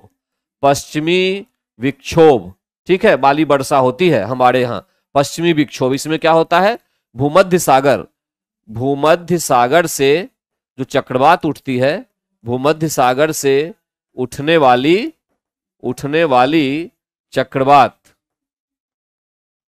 चक्रवात के कारण ये अन्य जो रीजन पड़ते हैं भूमध्य सागर में, वहां सबसे ह्यूमिडिटी, आर्द्रता को लेके आती है और भारत में वो बारिश करवाती है। वहीं शीतलहर भी चलता है, ये भी आपको पता होगा, ठीक है। तो इस प्रकार से जो वेस्टर्न डिस्टरबेंस है, इससे वर्षा जो होगी वो आपके पंजाब में होगी, वो आपके हरियाणा में होगी। दो तो बात ये हो गया, ये तो हो गया नॉर्थ इंडिया की बात। साउथ इंडिया की तरफ अगर हम चलें तो हम ये देखते हैं, साउथ इंडिया में उत्तरी पूर्वी मॉनसून, ठीक है, या मॉनसून जब लौटता मॉनसून होता है ना, लौटता मॉनसून, मॉनसून जो हमारा दक्षिण पश्चिम मॉनसून है एक तो ये, और दूसरा उत्तरी पूर्वी जो मॉनसून होता है, उत्तरी पूर्वी मॉनसून, इससे जो है दक्षिणी भारत में वर्षा होती है। कहां कहां, तो तमिलनाडु और आंध्र प्रदेश के तट पर, तमिलनाडु और आंध्र प्रदेश के तट पर। तो एक ही ऑप्शन में इसने जोड़ दिया क्या, एक ही ऑप्शन में दक्षिण और उत्तर भारत दोनों को जोड़ रखा है। दोनों में अलग अलग हो गई, वेस्टर्न डिस्टर्बेंस के कारण से यहां, और पश्चिमी विक्षोभ के कारण से यहां पंजाब हरियाणा, और उत्तरी पूर्वी मानसून या लौटते मानसून से अक्टूबर नवंबर के आसपास तमिलनाडु और आंध्र प्रदेश में होती है। करेक्ट आंसर इसका होगा सी, करेक्ट आंसर होगा सी, ठीक है, करेक्ट आंसर इसका होगा सी। यहां पे जो है ठंड के मौसम में बारिश होती है। लेकिन आपके लिए इंपॉर्टेंट पॉइंट ये है जो आपको ध्यान रखना है कि ठंड के मौसम में जो बारिश है वो मुख्य रूप से भारत में होती है पश्चिमी विक्षोभ से। और ये क्वेश्चन अगर आ जाए कि टोटल जो भारत में बारिश होती है उसका कितना परसेंट पश्चिमी विक्षोभ से होता है, ये भी क्वेश्चन आ सकता है। तो ध्यान दीजिएगा, कुल वर्षा का 3%, 3% जो है वो आता है पश्चिमी विक्षोभ से। कुल वर्षा का 3% पश्चिमी विक्षोभ से भारत को प्राप्त होता है। और 97 में मुख्य रूप से दक्षिण पश्चिम मानसून होता है, उत्तरी पूर्वी से बहुत कम वर्षा होती है, दक्षिणी पश्चिमी मानसून से वर्षा होती है। इसलिए करेक्ट आंसर होगा, जो यहाँ पे आंसर तो हो गया, वेस्टर्न डिस्टर्बेंस से 3% वर्षा प्राप्त होता है, ठीक है। सबसे अधिक किससे, दक्षिण पश्चिम मानसून से। आगे चलिए, क्वेश्चन नंबर 20, निम्नलिखित में से कौन सा युग्म सुमेलित नहीं है? रूपधारा जल विद्युत परियोजना किशनगंज सही है, अभी तैयारी। बसंतपुर जल विद्युत परियोजना अररिया, ठीक है। पूर्वी सोनापुर जल विद्युत परियोजना है ही नहीं कुछ रोहतास में, ठीक है। रोहतास जो है यहां पर बांसगढ़ परियोजना है। रोहतास में कई सारे जल से संबंधित परियोजनाएं हैं, ठीक है। यहां पे रोहतास में बांसगढ़ परियोजना है, ये आप याद रखेंगे। तो ये वाला ऑप्शन आपका जो है सुमेलित नहीं में सी करेक्ट होगा, सी करेक्ट होगा। मैं इसमें बताना ये चाहता हूं कि एक याद रखना है आपको, बिहार वाला जो काफी इंपॉर्टेंट है, डगमाड़ा जल विद्युत परियोजना। डगमाड़ा जल विद्युत परियोजना किस नदी पर है, फटाफट बताइए, किस नदी पर है ये? डगमाड़ा जल विद्युत परियोजना जो है ये किस नदी पर है? डगमाड़ा एक्चुअली में कोसी नदी पर है। कोसी नदी, ये कोसी नदी पर है जो बनाया जा रहा है। ठीक है, ध्यान दीजिएगा, डगमाड़ा जल विद्युत परियोजना कोसी नदी पर बनाया जा रहा है। यहां एक बात और याद रखिएगा, अरवल डिस्ट्रिक्ट में अगनूर जल विद्युत परियोजना भी है। जल विद्युत परियोजना है, यह भी याद रखिएगा, जल विद्युत परियोजना अगनूर। अगनूर कहां? तो अरवल में अगनूर। ठीक है, आगे चलते हैं इसमें से क्वेश्चन नंबर 21 पे। तटीय मैदानों के संबंध में निम्नलिखित में से कौन सही है नहीं है? कौन से सही नहीं है ये क्वेश्चन पूछ रहा है। तटीय मैदान की बात कह रहा है ये। ठीक, अब मेहता कोसी, बिल्कुल डगमाड़ा कोसी में है, बिल्कुल सही बात है। हाँ, अरवल बिहारी वाले की बात कर रहा हूं और नहीं। ठीक है अभिषेक, बिहार वाला। तो तटीय मैदानों के संबंध में निम्नलिखित में से कौन सा सही नहीं है, क्वेश्चन ये देखिए। तटीय मैदान दो हैं, तटीय मैदान की बात करें तो दो हैं, एक पूर्वी एक पश्चिमी। ठीक है, पूर्वी मैदान में कुछ नाम महत्वपूर्ण है, जैसे उत्तरी सरकार। उत्तरी सरकार ये कहां से कहां तक उत्तरी सरकार? उड़ीसा एवं आंध्र प्रदेश। आंध्र प्रदेश, ठीक है, उड़ीसा एवं आंध्र प्रदेश, ये उत्तरी सरकार हो गया। उसके बाद एक कोरोमंडल है, ये भी पूर्वी तट का ही है। कोरोमंडल उड़ीसा से लेके तमिलनाडु, आंध्र प्रदेश से लेके तमिलनाडु तक ये आपका कोरोमंडल का तट कहलाता है। ठीक है, ये पूर्वी तटीय जो है मैदान उसका ये हिस्सा है। पश्चिमी तटीय मैदान की तरफ आते हैं तो आपके पास आ जाएगा कोंकण का मैदान, कन्नड़ का मैदान, मालाबार का मैदान, है ना, ये तीन होते हैं। आप अगर गुजरात से लेके गोवा तक जाएंगे, गुजरात से गोवा तक, तो उसको कोंकण का मैदान कहा जाता है। गोवा से लगभग मंगलौर तक आपको कन्नड़ मिलेगा, और मंगलौर से कन्याकुमारी तक आप देखें, कन्याकुमारी, तो ये आपको मालाबार तट मिलेगा। तो कुल मिलाकर डिवीजन तो ये होता है पूर्वी और पश्चिमी का। एक तो आप ये याद रखेंगे, क्वेश्चन आपके एग्जाम में यहां से आएगा। ठीक, एक तो पॉइंट ये हो गया। दूसरी बात ये जो तटीय मैदान होते हैं पूर्वी और पश्चिमी, इसमें एक अंतर ये भी है कि पश्चिमी तटीय मैदान में, पश्चिमी की बात मैं कह रहा हूं मुंबई वाले साइड में, ठीक है, वहां पे क्या होता है कि नदियां काफी कम दूरी तय करते हुए और तब जो है समुद्र में गिरती है अरब सागर में, इसलिए यहाँ पे कटा फटा तट पाया जाता है काफी ज्यादा पश्चिमी। तो इसीलिए पश्चिमी मैदान की चौड़ाई बहुत कम होती है, क्योंकि वहां अवसाद नदियां नहीं लाती है। तो पश्चिमी तटीय मैदान जो है इसकी चौड़ाई कम होगी और पूर्वी तटीय मैदान जो है इसकी चौड़ाई अधिक होगी, क्योंकि यहाँ पे नदियां लंबी दूरी तय करके तब जो है अवसाद को लाती है, अधिक होगी। और फिर क्या होता है कि यहाँ डेल्टा का निर्माण होता है, यहाँ डेल्टा का निर्माण करती है नदी, लेकिन यहाँ पर डेल्टा नहीं बनाती, यहाँ पे एस्चुरी का निर्माण करती है, एस्चुरी का निर्माण करती है। ये तो फैक्ट्स है, ये ध्यान रखेंगे आप, ठीक है। और ये तटीय मैदान बनते कैसे हैं? तटीय मैदान बनते हैं सागरीय तरंगों तथा नदियों के अवसाद से, ठीक है, ये बनाए जाते हैं। जो सैंड वगैरह, मिट्टी वगैरह नदी लेके चलती है अपने साथ, उससे, और सागरीय तरंग जब पानी जब काफी जोर से आती जाती है तो उससे जो मिट्टी इधर उधर होती है उससे ये मैदान बनते हैं, तटीय मैदान। अब ये तटीय मैदान चाहे पश्चिमी हो चाहे पूर्वी हो, दोनों तरफ क्या देखा गया है कि दोनों तरफ ये दोनों जो ये है इमर्सन और फॉल, इसको इमर्सन और फॉल कहते हैं, निम्नमजित और उन्मजित। मतलब तटीय मैदान की तुलना में जमीन का थोड़ा ऊपर होना और जमीन का थोड़ा नीचे जाना, कुछ इस प्रकार से समझिए, है ना। तो ये जो पॉइंट है ऊपर जाना और नीचे आना, ये दोनों में है। पश्चिमी तटीय मैदान में भी देखने को मिलता है, पूर्वी तटीय मैदान में भी देखने को मिलता है। अब ये क्या किया है, दोनों में एक ही पॉइंट लिख रहा है, पश्चिमी तटीय मैदान में निमज्जित ये शब्द और उन्मज्जित समुद्र तट दोनों होना चाहिए था। पूर्वी तटीय मैदान में भी उन्मज्जित तथा निमज्जित समुद्र तट है होना चाहिए था। मतलब दोनों आधा आधा लिखा हुआ है, आधा नहीं लिखा हुआ है, तो दोनों गलत है। ए और बी दोनों गलत है। दोनों गलत होने के कारण से हमारा करेक्ट आंसर हो जाएगा डी। ठीक है, दोनों गलत होने के कारण से हमारा करेक्ट आंसर यहाँ पे डी हो जाएगा। पूर्वी तटीय सेल्फ जो होता है वो बहुत चौड़ा होता है, सेल्फी सकड़ा बहुत चौड़ा होता है, ये बात सही है। अभी हमने बताया था पूर्वी तटीय चक जो है उसकी चौड़ाई अधिक होती है क्योंकि नदियां दूर से दूर तक जाती है। तो इस तरह से करेक्ट जो आंसर है वो डी है। ये दोनों गलत है, आधा आधा लिखा हुआ है। पूर्वी तटीय मैदान हो पश्चिमी तटीय मैदान हो, दोनों में निमज्जित और उन्मज्जित नाम की घटना देखने को मिलती है। दोनों मैदान नीचे और ऊपर दोनों तरीके के दिखलाई पड़ते हैं। तो करेक्ट आंसर इसका होगा डी। करेक्ट आंसर इसका होगा 21 का डी। डी। चलिए आगे चलिए, आगे चलिए। करेक्ट आंसर होगा डी। सी नहीं होगा जी। सी पूछ रहा है सही नहीं है बाबू साहब, अभिषेक सर ये पूछ रहा है सही नहीं है, तो ये तो सही पॉइंट होगा ना। पूर्वी तटीय मैदान बहुत चौड़ा होता है, ठीक है, तो वो इसीलिए हम लगाएंगे इसमें क्या डी। ठीक है, नहीं है ये पूछ रहा है।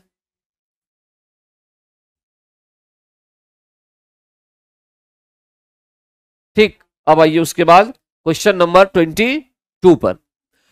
पूर्वोत्तर भारत की दी गई पहाड़ियों को उत्तर से दक्षिण दिशा के सही क्रम में व्यवस्थित कीजिए और सही विकल्प का चयन कीजिए। ठीक है, पूर्वोत्तर भारत की दी गई पहाड़ी, ये तो नागालैंड में हो गई।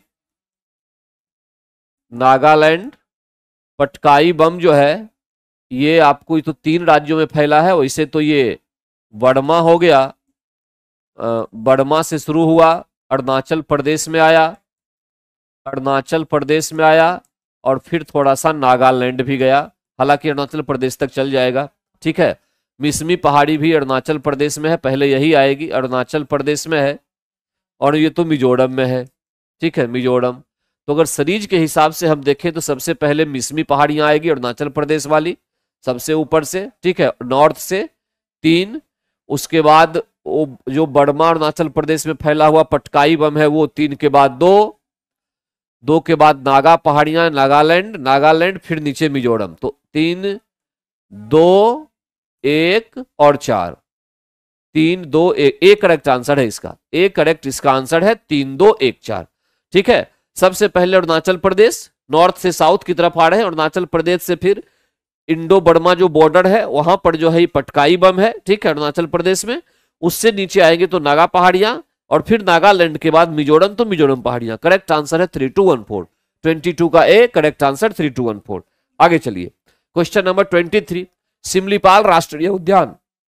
सिमलीपाल राष्ट्रीय उद्यान ओडिशा में है, ये तो सीधा एक फैक्ट है, याद रखना है। सिमलीपाल राष्ट्रीय उद्यान जो है ये ओडिशा में है। ठीक है, इसमें से मैं कुछ पॉइंट और बता दूं। एक तो पंचमढ़ी, ये क्वेश्चन बहुत आता है, पंचमढ़ी ये मध्य प्रदेश में है। ठीक है, नौकरेक, नौकरेक कहाँ है, ये मेघालय में है, नौकरेक मेघालय में है। ये दोनों जैव मंडल आरक्षित क्षेत्र हैं, ये केवल नेशनल पार्क नहीं है, जैव मंडल आरक्षित क्षेत्र हैं, इसको ध्यान दीजिएगा, आरक्षित क्षेत्र है। ठीक है, जैव मंडल आरक्षित क्षेत्र। नेडल पेरियार की बात करें तो केरल में है, पेरियार ये केरल में है। ठीक है, पेरियार केरल में है, ये पॉइंट आप याद रखेंगे। 2-3 पे क्वेश्चन हमेशा एग्जाम में पूछा जाता है। बिहार में तो एक ही वाल्मीकि है तो उससे अधिक कुछ पूछेगा नहीं, तो निकल जाएगा आपके पास। ठीक है, ये ध्यान दीजिएगा। नौकरेक वाला इंपॉर्टेंट है, इसमें से क्वेश्चन आएगा एक, नौकरेक जो मेघालय में है, ये बायोस्फीयर रिजर्व है न कि राष्ट्रीय उद्यान है। राष्ट्रीय उद्यान छोटा कंसेप्ट है, एक बायोस्फीयर रिजर्व में एक से अधिक राष्ट्रीय उद्यान हो सकते हैं, एक बायोस्फीयर रिजर्व में एक से अधिक राष्ट्रीय उद्यान हो सकते हैं, इस बात को ध्यान रखना है। ये बड़ा कंसेप्ट होता है बायोस्फीयर, राष्ट्रीय उद्यान छोटा कंसेप्ट होता है, छोटा एरिया में। ठीक है, संरक्षण देना। आगे चलिए क्वेश्चन नंबर 24, हरित क्रांति। हरित क्रांति भारत में शुरुआत कब हुई थी? 1966 के आसपास। किसने किया था? स्वामीनाथन ने। स्वामीनाथन ने। कहा? भारत की बात करें तो भारत में। विश्व स्तर पर कौन सा व्यक्ति थे? विश्व स्तर पर जो पर्सन थे, साइंटिस्ट का नाम क्या था? नॉर्मन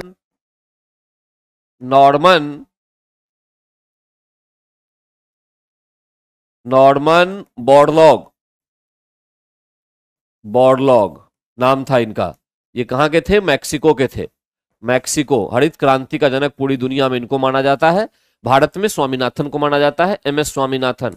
एमएस स्वामीनाथन 1966 में शुरुआत हुई हरित क्रांति। इसमें जो क्षेत्र भारत का लाभान्वित हुआ वो कौन कौन सा क्षेत्र था भाई? वो क्षेत्र था पंजाब, हरियाणा और वेस्ट यूपी, पश्चिमी उत्तर प्रदेश। ठीक है, इसमें गेहूं और चावल, इन दोनों की भी क्रांतिकारी परिवर्तन आया। गेहूं चावल का उत्पादन जो है अत्यधिक हुआ। ध्यान दीजिएगा, ये पॉइंट है। तो कुल मिला के ही कंसेप्ट है, गेहूं चावल का उत्पादन बढ़ा था। जो क्षेत्र भारत का लाभ लिया वो था पंजाब, हरियाणा, वेस्ट यूपी, पश्चिमी उत्तर प्रदेश, और कहीं नहीं फैला। बिहार वगैरह में तो हुआ ही नहीं है। तो क्वेश्चन कह रहा है कि बिहार का चयन नहीं हुआ था।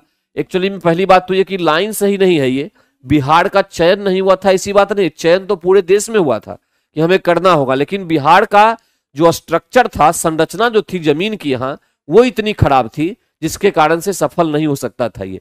हरित क्रांति के लिए क्या चाहिए होता है कि मशीन का उपयोग करके हम खेती करें। मशीन कब खेत में चलेगी? जब खेत लंबे लंबे होंगे, चौड़े होंगे, बड़े बड़े लोगों के होंगे। बिहार में खेती में जो जोत का आकार है बिल्कुल छोटा हो गया है, पहले से भी था, अब तो और छोटा हो गया है। तो उस परिस्थिति में हरित क्रांति यहाँ पे नहीं आ सकती थी। ठीक है, तो कहने का मतलब ये हुआ बहुत छोटी भूमि जोत थी, सबसे बड़ा कारण तो एक यही था। और इसके कारण से क्या हुआ कि कृषि में मशीन का उपयोग नहीं हो पाया, उसका निम्न स्तर रह गया। ये दो मजबूत कारण थे कि बिहार में हरित क्रांति सफल नहीं हो पाई। तो करेक्ट आंसर हो गया क्यों नहीं हुआ। या पूछना चाहिए था कि बिहार में हरित क्रांति क्यों नहीं आ पाया। ठीक है, तो कारण है एक से अधिक, बहुत छोटी भूजोत, कृषि यंत्रीकरण का निम्न स्तर, कृषि में मशीनीकरण नहीं हो पाया। कृषि ऋण की प्रचुर आपूर्ति तो उल्टी बात है, ये तो होता ही नहीं था उस समय, इधर थोड़ा बहुत हो भी रहा है अभी तो भी।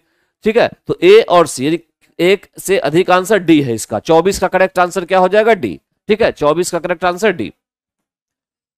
25, भारतीय राष्ट्रीय कांग्रेस के बारे में निम्नलिखित कथनों पर विचार कीजिए। भारतीय राष्ट्रीय कांग्रेस जिसकी स्थापना 1885 किसने किया? ए ओ ह्यूम ने। ठीक है, और पहले सम्मेलन में कितने 72 प्रतिनिधि 72 उपस्थित थे। ठीक है, उपस्थित थे। ये नॉर्मल तो सब लोग जानते हैं। पहले अध्यक्ष बिमलेश चंद्र बनर्जी थे। प्रथम अध्यक्ष WC बनर्जी को बनाया गया। सबको ये सब पता होगा। क्वेश्चन क्या है इसमें? पूछ रहा है कि सरोजिनी नायडू कांग्रेस की अध्यक्ष होने वाली प्रथम महिला थी। बिल्कुल गलत। फर्स्ट वुमेन जो अध्यक्ष थी, वो तो एनी बेसेंट थी ना। एनी बेसेंट कब? 1917 वाला जो सम्मेलन हुआ था, है ना, एनी बेसेंट कोलकाता में, उसमें एनी बेसेंट को बनाया गया था अध्यक्ष। ठीक है, तो इसमें जो है फर्स्ट गलत है, फर्स्ट तो होगा नहीं। CR दास ने जब कांग्रेस के अध्यक्ष के रूप में कार्य किया वो जेल में थे। अब यहां विवाद है इस लाइन पे। CR दास ने 1921 में भी अध्यक्ष के पद पे काम किया, 22 में भी किया। 22 में किया गया वाले में, तब तो जेल में नहीं थे वो। जब 21 में किया तब वो जेल में थे। तो अगर हम 21 वाला मान लेते हैं जो अहमदाबाद में हुआ था, तब हम सही कर सकते हैं इसको 1 मिनट के लिए। 22 वाले में तो जेल में नहीं थे वो। ठीक है, तो 21 वाले में जेल में मान ले तो चले। ये एलन ऑक्टिव ह्यूम प्रथम ब्रिटिश नागरिक थे जो कांग्रेस के अध्यक्ष बने। एलन ऑक्टिवियन ह्यूम प्रथम ब्रिटिश नागरिक थे। गलत पॉइंट है, नहीं बने, ऐसा नहीं था। ठीक है, अल्फ्रेड वेब 1894 में कांग्रेस के अध्यक्ष थे। ये पॉइंट सही है। तो कुल मिला के हमारे पास करेक्ट आंसर हुआ 2 और 4। करेक्ट आंसर हमारे पास आया 2 और 4। बी करेक्ट आंसर है 2 और 4। यहां एक बात और ध्यान दीजिए, सरोजिनी नायडू प्रथम भारतीय महिला अध्यक्ष थी। प्रथम भारतीय महिला अध्यक्ष ये थी सरोजिनी नायडू। कब? 1925। कहां? कानपुर अधिवेशन जो हुआ था कांग्रेस का 1925 में, वहां पे सरोजिनी नायडू जो थी वो पहली अध्यक्ष बनी थी, भारतीय महिला हुई। कोई से महिला की बात होगी तो एनी बेसेंट हो गई, ठीक है। तो करेक्ट आंसर हमारे पास 25 का बी आया। 2 और 4, 25 का बी, 25 का बी। आस्था शर्मा, चलिए बहुत बढ़िया, आपने अच्छा दिया है कि इसमें 72 जो थे प्रेसिडेंसी से, 38 मद्रास से, 21 यूपी से, बहुत बढ़िया, ठीक है। बिहार से कितने थे ये भी याद रखेंगे, 0, क्योंकि आपका एग्जाम बिहार से रिलेटेड रहेगा तो उसमें आएगा, ठीक है। हाँ, करेक्ट करेक्ट, ओके। चलिए क्वेश्चन नंबर 26, भारत में स्वराज पार्टी की स्थापना 1923 में। 2 व्यक्ति इसमें महत्वपूर्ण भूमिका निभाने वाले थे, सी आर दास और प्लस में थे मोतीलाल नेहरू, ठीक है, नेहरू। इन्होंने जो है स्वराज पार्टी की स्थापना की। कब की? जब 1922 में असहयोग आंदोलन स्थगित कर दिया गया। तो असहयोग आंदोलन के स्थगित करने के पश्चात,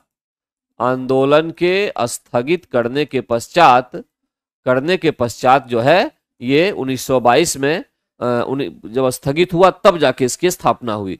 तो इसमें से कह रहा है कि स्थापना निम्नलिखित कारणों में से एक अथवा अधिक के लिए की गई थी।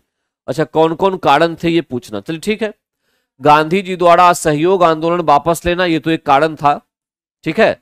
इससे लोग क्षुब्ध हो गए थे, विरोध कर रहे थे, आंदोलन वापस नहीं होना चाहिए था, स्थगित नहीं होना चाहिए था, एक तो ये था। काउंसिल में प्रवेश कर तथा उन्हें काम न करने देकर 1919 के भारत अधिनियम का उच्छेदन करना भी, ये भी सही था। देखिए, स्वराज पार्टी की स्थापना का एक और उद्देश्य था कि हम बाहर से अगर कुछ नहीं कर पा रहे हैं आंदोलन के माध्यम से, तो हम क्या करते हैं कि जो सेंट्रल लेजिस्लेटिव काउंसिल है, केंद्रीय असेंबली है, विधानसभा या संविधान केंद्रीय विधानसभा है, उसमें जाके हम प्रवेश करेंगे चुनाव के माध्यम से जीत के, और फिर सरकार को कार्यों में बाधा डालेंगे और उससे कुछ जबर हम जो है दबाव डाल के अपना काम करवाएंगे जो भारतीय हित में होगा। ये था स्वराज पार्टी का उद्देश्य। तो सेकंड भी इसका करेक्ट पॉइंट है, ठीक है। ब्रिटिश सरकार द्वारा दमन, ये बहुत ज्यादा इंपॉर्टेंट नहीं रखता है। थर्ड, भारतीयों द्वारा इस आशय की अनुभूति कि उन्हें प्रशासन का अनुभव प्राप्त करना चाहिए, ये कोई सब्जेक्ट नहीं था, छोटा मोटा हो सकता है ये, लेकिन ऐसा कोई इंपॉर्टेंट नहीं था। बेसिकली यहाँ पे फर्स्ट और सेकंड इंपॉर्टेंट ज्यादा है महत्वपूर्ण, जिसके कारण से स्वराज पार्टी की स्थापना हुई थी। तो करेक्ट आंसर इसमें हम 1 और 2 लगाएंगे, बी। करेक्ट आंसर जो है यहाँ पे लगाएंगे हम बी, 1 और 2, 26 का बी, ठीक है, 1 और 2। और यहाँ पे ध्यान दीजिएगा कि 1923 के बाद जो चुनाव हुआ, उस चुनाव में जो है विट्ठल भाई पटेल जो स्वराज पार्टी के ही नेता थे, पटेल को चुना गया केंद्रीय विधानसभा का स्पीकर। ये बहुत बड़ी सफलता थी स्वराजियों के लिए, विधानसभा का स्पीकर चुना गया था। तो ये क्वेश्चन बार बार आता है कि विधानसभा का केंद्रीय विधानसभा का स्पीकर जो चुना गया विट्ठल भाई पटेल को, वो किस पार्टी से थे? तो स्वराज पार्टी से थे, स्वराज पार्टी से थे, ठीक है। आगे आइए, question number 27, Dadabhai Naoroji, grand old man of India, ठीक है, इनको कहा जाता है grand old man of India. और दूसरी बात ये कि इन्होंने poverty and unBritish rule in India नाम की पुस्तक भी लिखी थी, ठीक है। धन के निष्कासन का सिद्धांत इन्हीं था, धन के निष्कासन का सिद्धांत दिया था इन्होंने कि अंग्रेज जो है भारत से धन निकाल के ले जा रहे हैं, भारत को कुछ नहीं मिल रहा है। उनके बारे में कौन सा कथन सत्य है ये पूछा जा रहा है, इसको देखना है। वो पहले भारतीय थे जो एलिफिस्टन कॉलेज बंबई में गणित एवं भौतिकी के प्रोफेसर नियुक्त हुए थे। हाँ सही भाई, ये फर्स्ट पॉइंट सही है, ठीक है। ये पारसी समुदाय से आते थे, पढ़े लिखे समुदाय से थे। तो इसमें एक तो पॉइंट ये हो गया गणित के, यहाँ शायद फिलॉसफी के थे, ये भौतिकी की जगह पे फिलॉसफी होना चाहिए था, ठीक है, कि प्रोफेसर थे, एक मिस्टेक मान सकते हैं, ये सही है। 1892 में उन्हें ब्रिटिश पार्लियामेंट का एक सदस्य निर्वाचित किया गया, ये भी सही। ध्यान दीजिएगा, कोई ऐसा भारतीय व्यक्ति जो ब्रिटिश पार्लियामेंट, ब्रिटिश संसद का सदस्य पहली बार चुना गया, वो दादा भाई नौरोजी ही थे, ठीक है, ये ध्यान दीजिएगा। उन्होंने 4 बार भारतीय राष्ट्रीय कांग्रेस की अध्यक्षता की। ये गलत है, 4 बार नहीं की थी, उन्होंने 3 बार की थी। उन्होंने 3 बार की थी। 1886 1893 और 1906। 1886 में दूसरे वाले में, फिर 93 में और फिर 1906 में। ठीक है, 3 बार इन्होंने किया था। तो ये तो पॉइंट सी गलत हो गया। तो करेक्ट आंसर तो 1 से अधिक ही होगा। ए और बी तो आ ही गया है, तो करेक्ट आंसर हम 1 से अधिक लगाएंगे। ठीक है, ध्यान दीजिएगा, करेक्ट आंसर हम लगाएंगे 1 से अधिक। ए और बी दोनों सही था, सी गलत था। 3 बार बने थे, 4 बार नहीं बने थे। ठीक है, करेक्ट आंसर डी। ओके, 28 पे आइए। भारतीय राष्ट्रीय आंदोलन से संबंधित निम्नलिखित घटनाओं को पढ़ो। भारतीय राष्ट्रीय कांग्रेस का कराची अधिवेशन, ये 1931 1931 नवंबर दिसंबर के आसपास हुआ था। नवंबर दिसंबर के आसपास। ठीक है, राजगुरु को फांसी, राजगुरु के साथ किन लोगों को फांसी दी गई थी? पहले तो ये याद रखिएगा, भगत सिंह और कौन थे? प्लस में कौन थे? सुखदेव, सुखदेव और राजगुरु। इन तीनों को फांसी कहां मिली थी? लाहौर के जेल में। लाहौर में कब मिली थी? 23 मार्च 1931। ठीक है, 23 मार्च 1931। गांधी इरविन समझौता कब हुआ था? 5 मार्च 1931। तो क्या करना है इसमें से? सजाना है। सबसे पहले गांधी इरविन समझौता हुआ, फिर इन तीनों क्रांतिकारियों को फांसी दी गई, और फिर कराची अधिवेशन हुआ।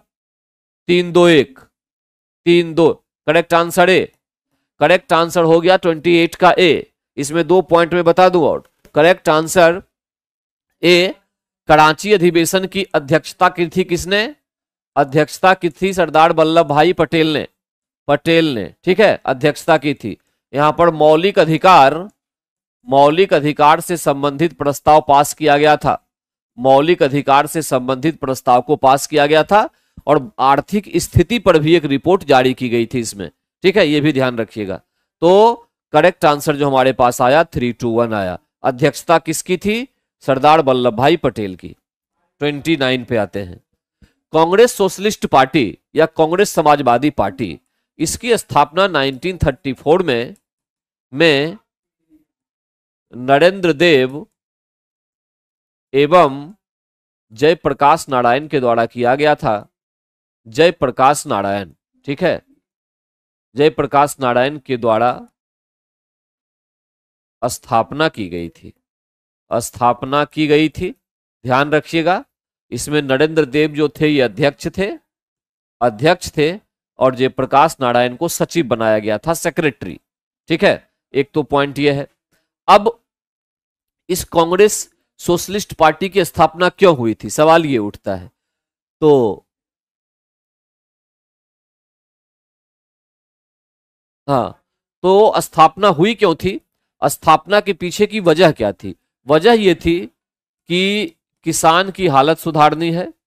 ठीक है, आर्थिक रूप से लोगों को सशक्त बनाना है, आर्थिक क्षेत्र में समान भागीदारी करनी है देश के लोगों की, समान भागीदारी। इन सब बातों को लेकर, ठीक है, जो है ये कांग्रेस सोशलिस्ट पार्टी की स्थापना हुई। समाजवाद को आगे बढ़ाना है। कुल मिला के कंक्लूजन निकलता है कि इसका उद्देश्य था कि समाजवाद को बढ़ाना है। एक्चुअल बात ये था, इसके लिए इसकी स्थापना हुई थी। अब चलते हैं इस पर विचार क्या करें। इसने ब्रिटिश माल के बहिष्कार और करों के अवंचन की वकालत की, ऐसा नहीं है। यह सर्वहारा वर्ग का अधिनायकत्व स्थापित करना चाहती थी, ऐसा भी नहीं था।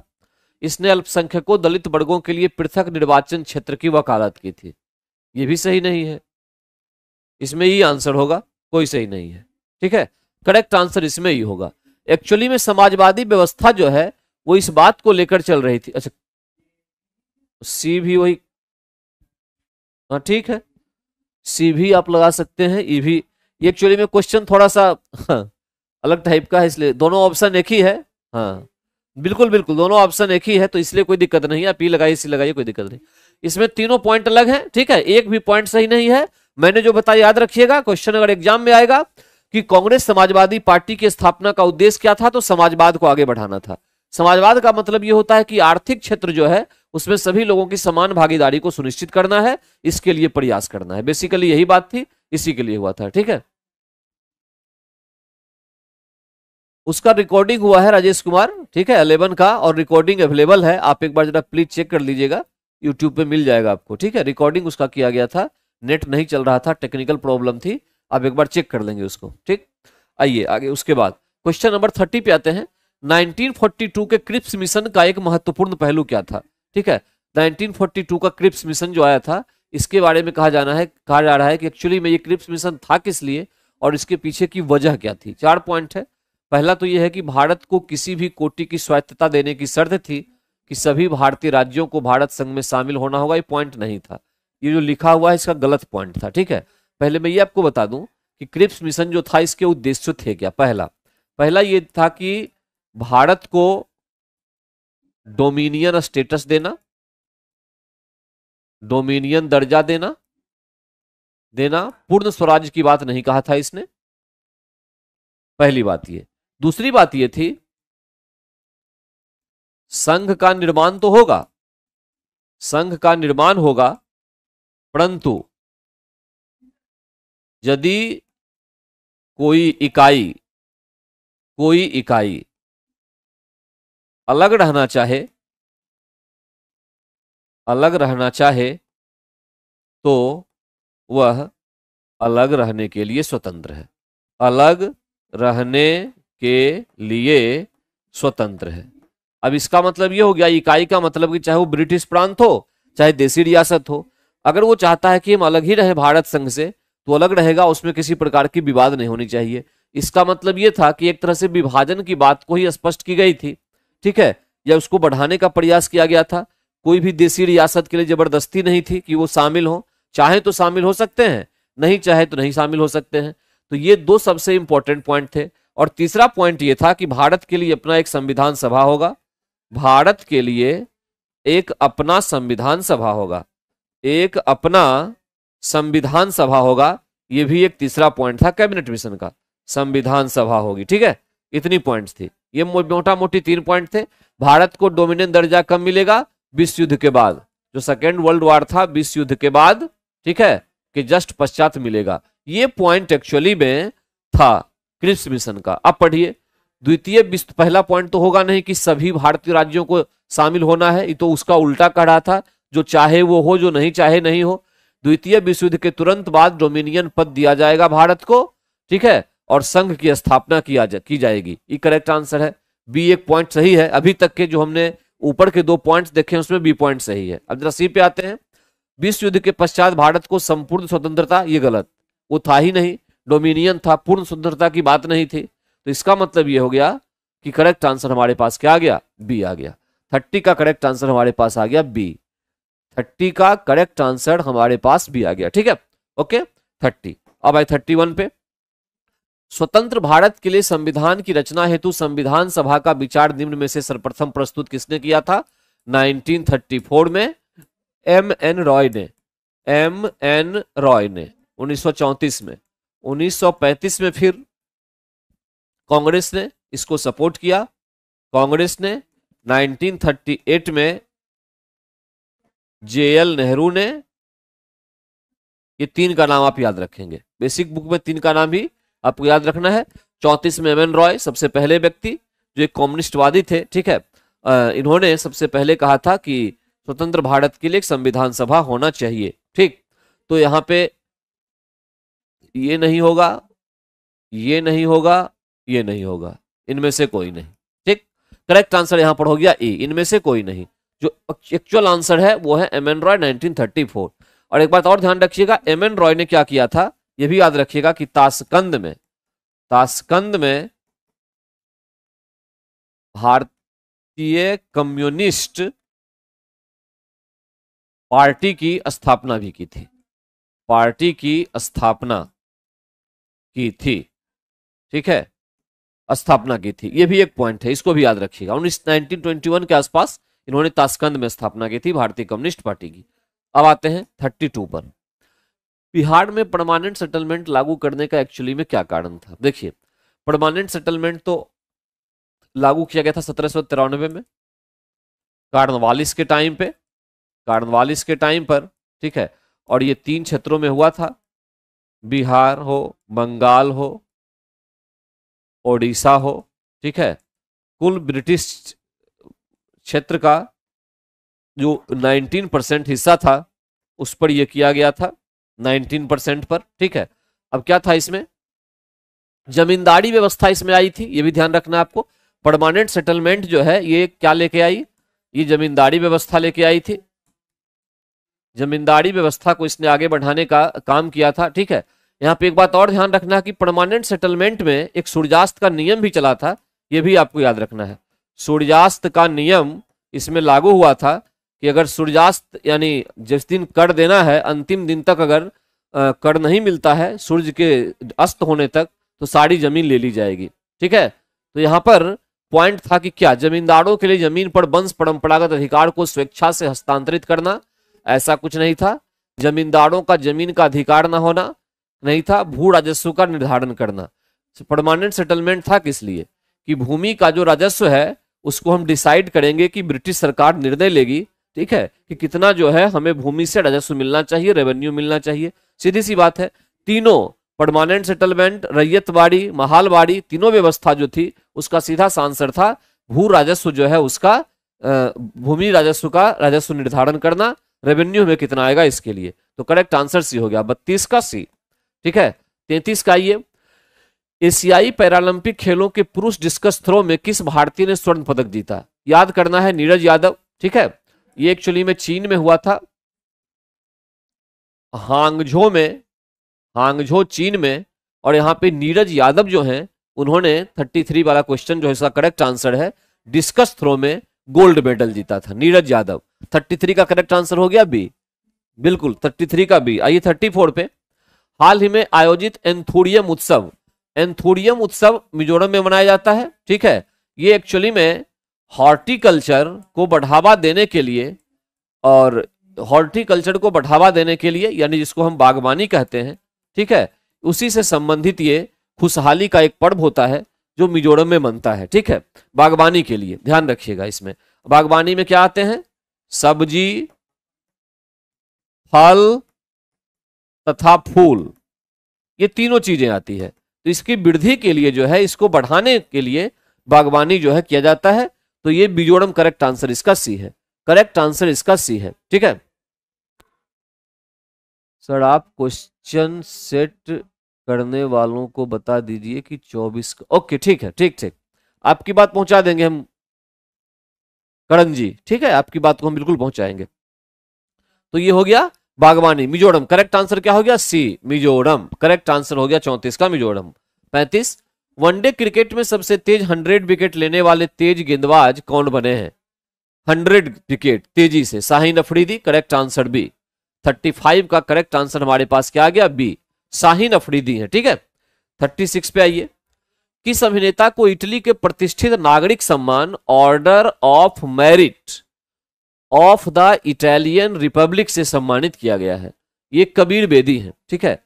ये इटली का सबसे टॉप क्लास का सिविलियन अवार्ड होता है, ठीक है, उससे सम्मानित किया गया है कबीर बेदी को। करेक्ट आंसर बी, 36 का करेक्ट आंसर बी, ठीक है, करेक्ट आंसर 30 का बी, बिल्कुल बी, ओके। 37, भारतीय वानिकी अनुसंधान एवं शिक्षा परिषद, देखिए ये वन से संबंधित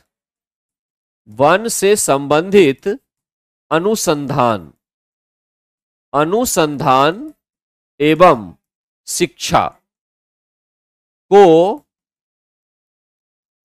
बढ़ावा देने के लिए इस संस्था की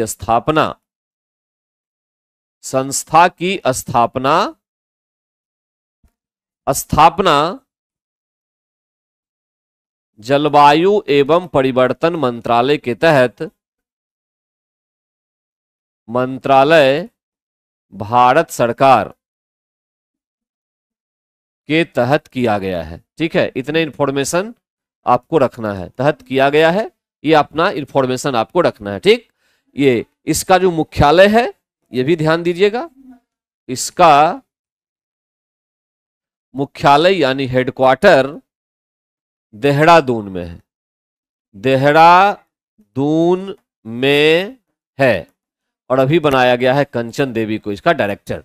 36 का करेक्ट आंसर है बी, कंचन देवी को बनाया गया है, ठीक है, कंचन देवी को। करेक्ट आंसर 37 का बी। 38 किस विशिष्ट कमांडो इकाई ने ऑपरेशन चलाया? एक्चुअली में क्वेश्चन ही पूरा नहीं है।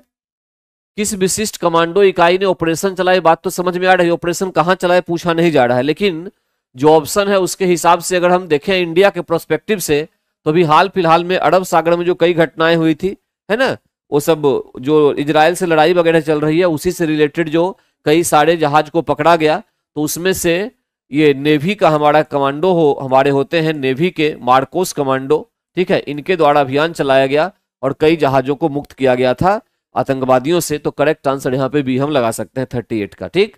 एक अनुमान के तहत कि अगर उसी से संबंधित क्वेश्चन पूछा है तो, ये पूरा क्वेश्चन पूछ नहीं पाया, यहाँ पे कुछ मिस हो गया वहां पे, तो 38 का बी मान के चलिए।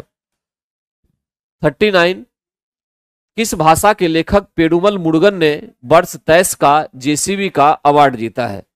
ठीक है, ये किस भाषा के लेखक हैं पेरुगल मुरुगन? ये तमिल भाषा के हैं, ठीक है, और इनको वर्ड फायर या फायर वर्ड पुस्तक जो है, फायर वर्ड के लिए इनको मिला है जेसीबी प्राइज। ये साहित्य का प्राइज होता है, साहित्य का पुरस्कार होता है, ये ध्यान दीजिएगा, ठीक है। ये तो ये तमिल है, 39 का करेक्ट आंसर है ए, तमिल। 39 का ए, तमिल। 40 भारत के किस देश के साथ फिर से ई वीजा सेवाएं शुरू कर दी गई है? जिसके साथ बंद की गई थी यानी कनाडा, अभी हाल फिलहाल में विवाद था कनाडा के साथ, अब फिर इसमें से ई वीजा शुरू हो गई है, ठीक है। तो करेक्ट आंसर 40 का हो गया बी, 40 का करेक्ट आंसर हमारे पास आया बी, ठीक है। तो आज का डिस्कशन कंप्लीट यहीं तक होता है। अगले क्लास में जब हम लोग मिलेंगे तो फिर एक और डिस्कशन के साथ, वो रहेगा हमारा सेट नंबर 13। और 11 के बारे में बता दूं मैं आपको कि 11 का रिकॉर्डिंग हो चुका है, वो डल चुका है, उसको देख लेंगे आप, ठीक है। लाइव नहीं चल पाया था, उसमें थोड़ी सी लास्ट वाली जो बात है उसमें साउंड प्रॉब्लम भी है, इसको भी थोड़ा मैनेज आपको कर लेना है, ठीक है। थैंक यू वेरी मच, आज के लिए यहीं तक।